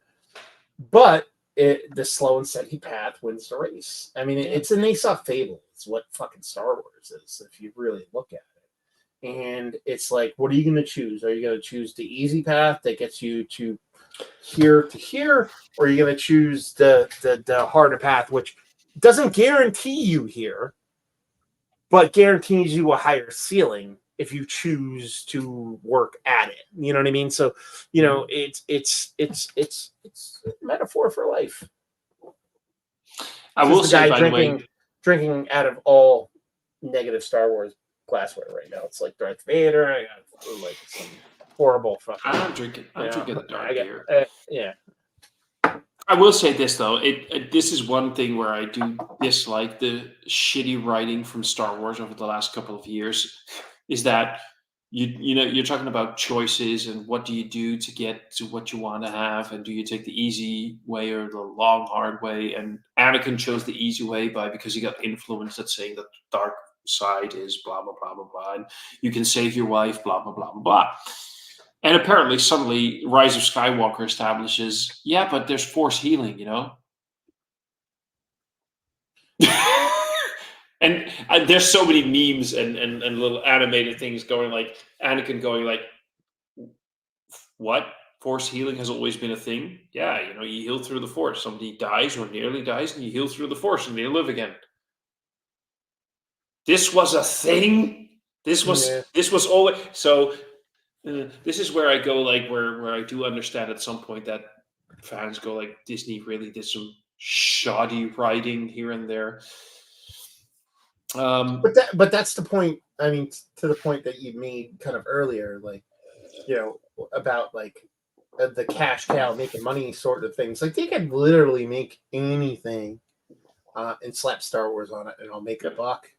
But if you continually do that and you don't make something good, it'll eventually wane. That's just how it works. So like they have the luxury of being a juggernaut that is Disney that holds so much IP to where they can misjudge some things and still recuperate. But if they continue to make just constant, I call it prestige TV, which is like Netflix, Disney Plus, whatever you want to call it, I mean, it's all Disney Plus now for everything. But if they just regurgitate bullshit with just fan service, it's eventually going to be like, okay, I'm done. You know what I mean? Yeah. You burn me. It's like a brewery that makes really good beers, and they rest on their laurels, and they assume you're going to buy the beer because they're the brewery that makes that beer. And then after about a year, you're like, you know what? You haven't made anything good. You're not date coding. Your quality control sucks. Like that's it. I'm done with you. It's equilibrium. For me, it's like at this point, I won't buy any EQ beers because I'm like, you just it's consistently mediocre at best. And like, I understand you made the good stuff. I understand you have a history in making really good hazies, but you just suck now, and it's been too much damage to my wallet and such inconsistency. I will wait for you to make a comeback, and when someone tells me no, you need to recheck, I'll recheck. But I'm out. I'm out. And that's the same thing that'll happen with Disney and It will, Lucasfilm. because And you will already see people in charge of Disney saying we need to take a good look at what we're doing with Star Wars and Marvel, because people are disassociating. They're not watching as much anymore, or they're watching it or being very negative. This is the Star Trek thing all over again. Star Trek: The Next Generation was a hit, right? yeah. Or it took a while, but it became a hit. Then we had Deep Space Nine, which was decisive. But if you look online right now, Star Trek Deep Space Nine has a huge following, but it was already the thing where, it became a tipping point. And ratings were going slightly down. Star Trek Voyager came along. It has its fan base, but people were being critical of it. They were like, this is like, you wanted to do something very new, strand a starship far away from the Federation. What's going to happen? Well, what happened is the status quo. It was The Next Generation light, And after all of that shut down, instead of giving Star Trek a breather, they immediately pushed Enterprise on us. We got Star Trek all over again. And we see this happening right now. Discovery. Sorry. No. Leon just said something fun. He said, damn, you can't fight Vader alone. No worries, I got family. Just fucking. But so they took a break from Star Trek. They came up with Star Trek Discovery, and it was decisive. It wasn't so much, it got 5 seasons. It's in its final season right now. But Star Trek Discovery gave us Star Trek Picard. We got Star Trek Lower Decks. We got Star Trek Strange New Worlds. We got a Star Trek Section 31 movie coming. We had Star Trek Prodigy. Suddenly, the market is overflowing again, and people are doing the same thing, having the same complaints as they did back then with 2 Star Trek shows, sometimes even 3 on the air at the same time.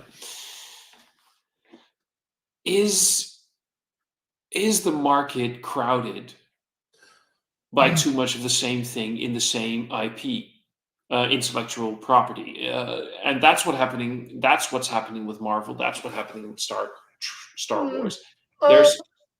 I don't necessarily agree with that, to be perfectly honest with you. I think it's more simple. I think it's a combination of great writing, great directing, and good and interesting interesting protagonists. Mm-hmm. So Marvel, I love Marvel movies. I think I can't even watch DC movies. Like, I watched them and I get like halfway, a third of the movie, I'm like, I gotta turn this off. This sucks. I can't do it. But I can watch Marvel over and over and over again. More specifically, I can watch Iron Man and Captain America over and over again. Oh yeah. I love, sure, Black Widow, fine, whatever. I mean, fucking Hawkeye's dumb. But the whole Hulk is great. What? The Hawkeye show was awesome. Hawkeye sucks. Like, you know what I mean? Like, fucking Falcon sucks. Like Black Widow's cool. You know what I mean? Like, whatever. But for me, MCU was fucking Captain America, it's Iron Man, and they took them both away. That's why it sucks. That's it. It's not complicated. It's not like, oh, people lost interest. No, you took the two people that really mattered and threw and got rid of them. Yeah, and it works the same way with everything else. You know what I mean? Like Luke Skywalker and Vader now. You know what I mean? Like that's it. Like sure, Solo and Leia mattered, but there's a fair point there because they tried to redo a Luke and Vader thing with Rey, but they're not, and Kylo, but it didn't connect. People didn't connect with it because they're not Luke Skywalker, Mark Hamill, and Vader / James Earl Jones, Bob, whatever. They're not the same. They tried to do it. It's literally the same. They basically tried to do Cap and fucking Iron Man with fucking Falcon and fucking Winter Soldier. Like they tried to do that. That's what they tried to do, and it didn't work. It works to a certain extent, but it works the way Methadone works. It doesn't work the way heroin. I get you. I get you. Yeah. Not that I've ever done either. But. That is a big bottle. It's a 12-ounce bottle. It looked like a huge bottle from here. It's a 12-ounce bottle.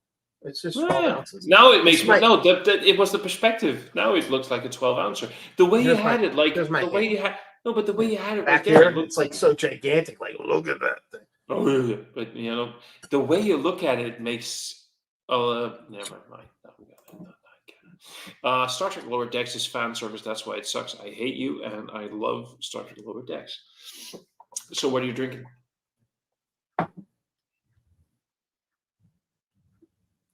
W.E. Yerbacher's Sunday Morning Stout, which is a bourbon barrel aged coffee stout.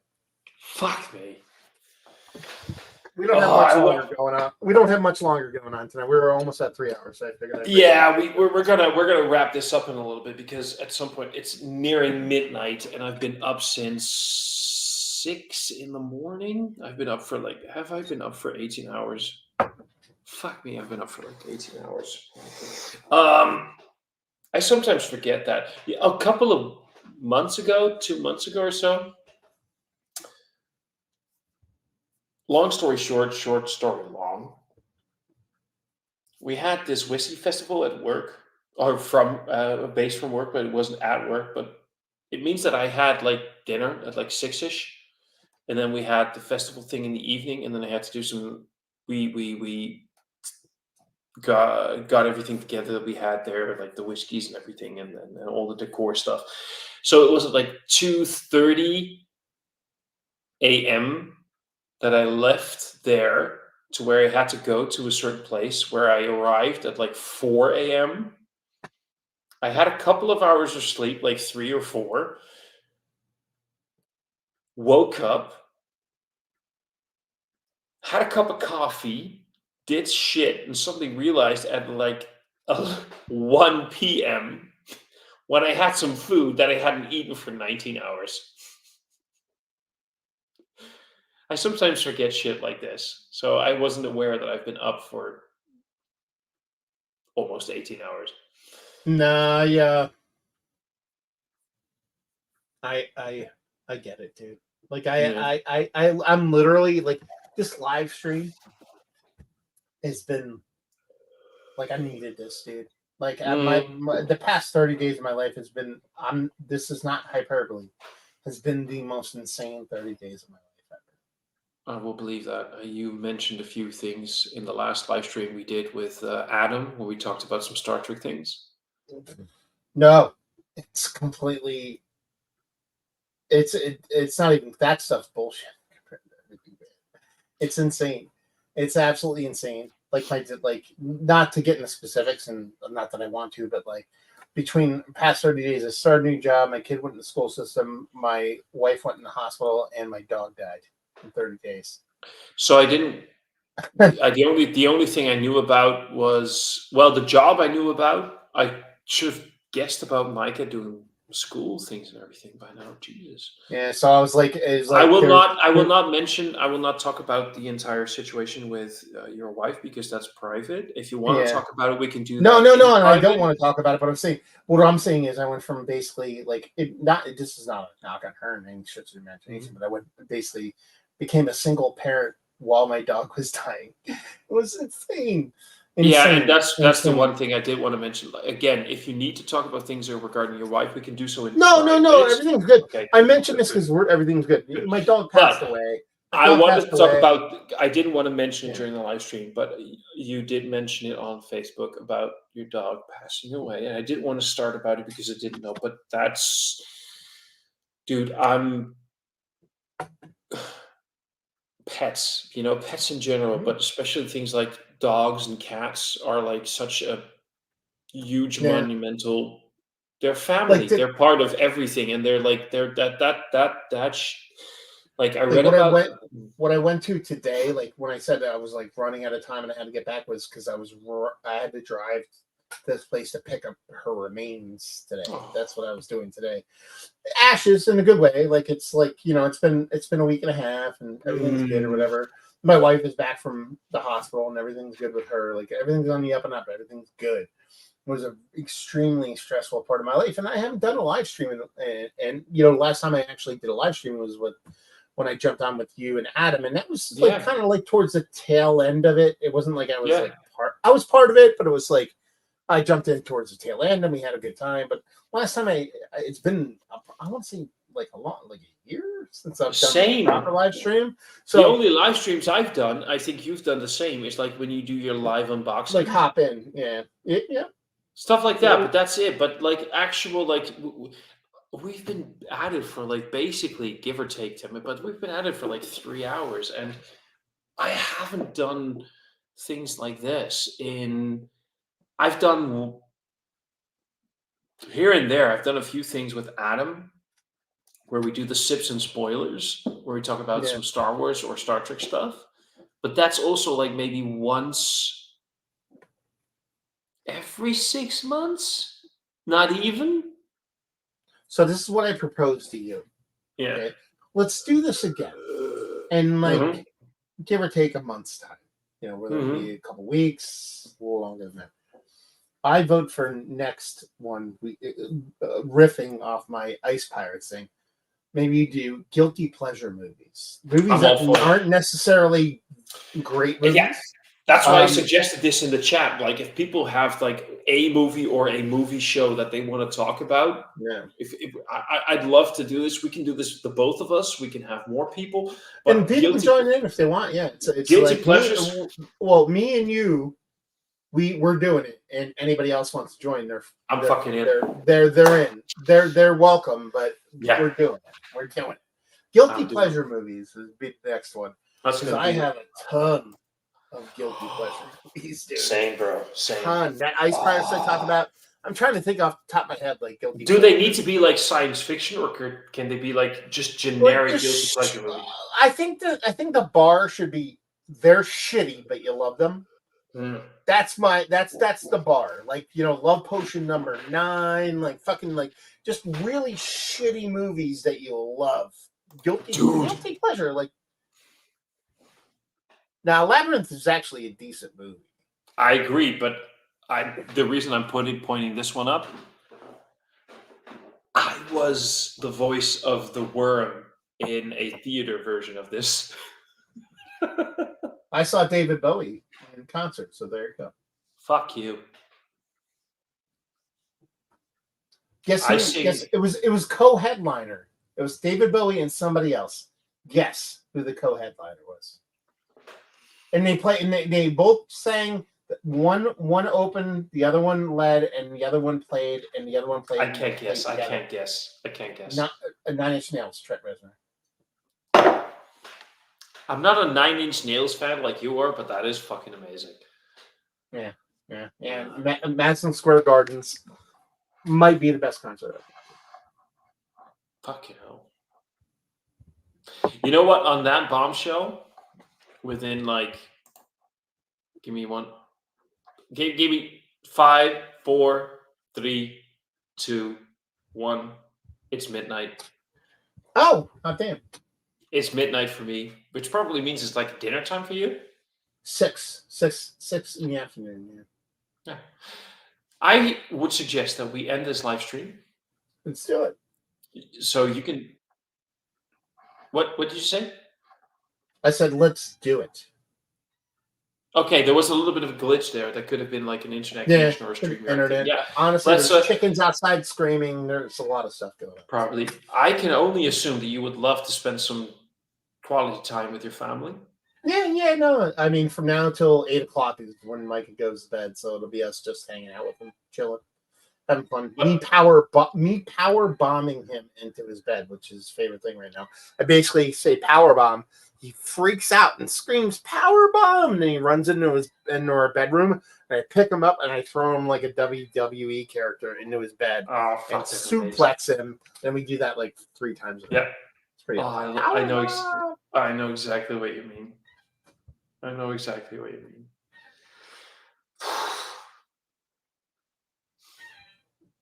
Hey, this was amazing because basically, like in the last couple of years or so, like the last year or two, the only people I've been doing live streams with have been like you and Adam.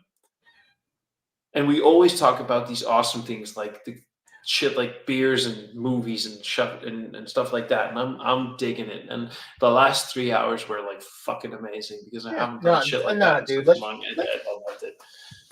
Like I said, I was looking forward to this. It's been a while since me and you hung proper. Mm-hmm. I'm here for it, dude. Like a very pleasurable Saturday afternoon. Thank you very much for listening to me talk about Star Wars and spout my opinions and Same love to you, bro. Same love to you. Yeah. Fuck yeah, it dude. was awesome.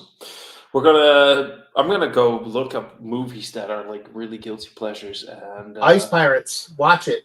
I'll watch Ice Pirates. So let's put it this way. I'll make a list of my guilty pleasure movies. Mhm. Okay. You make a list of your guilty pleasure movies. Okay. Mhm. And then I'll send you. I already sent you one, Ice Pirates. I know you have not seen that, so that's your homework.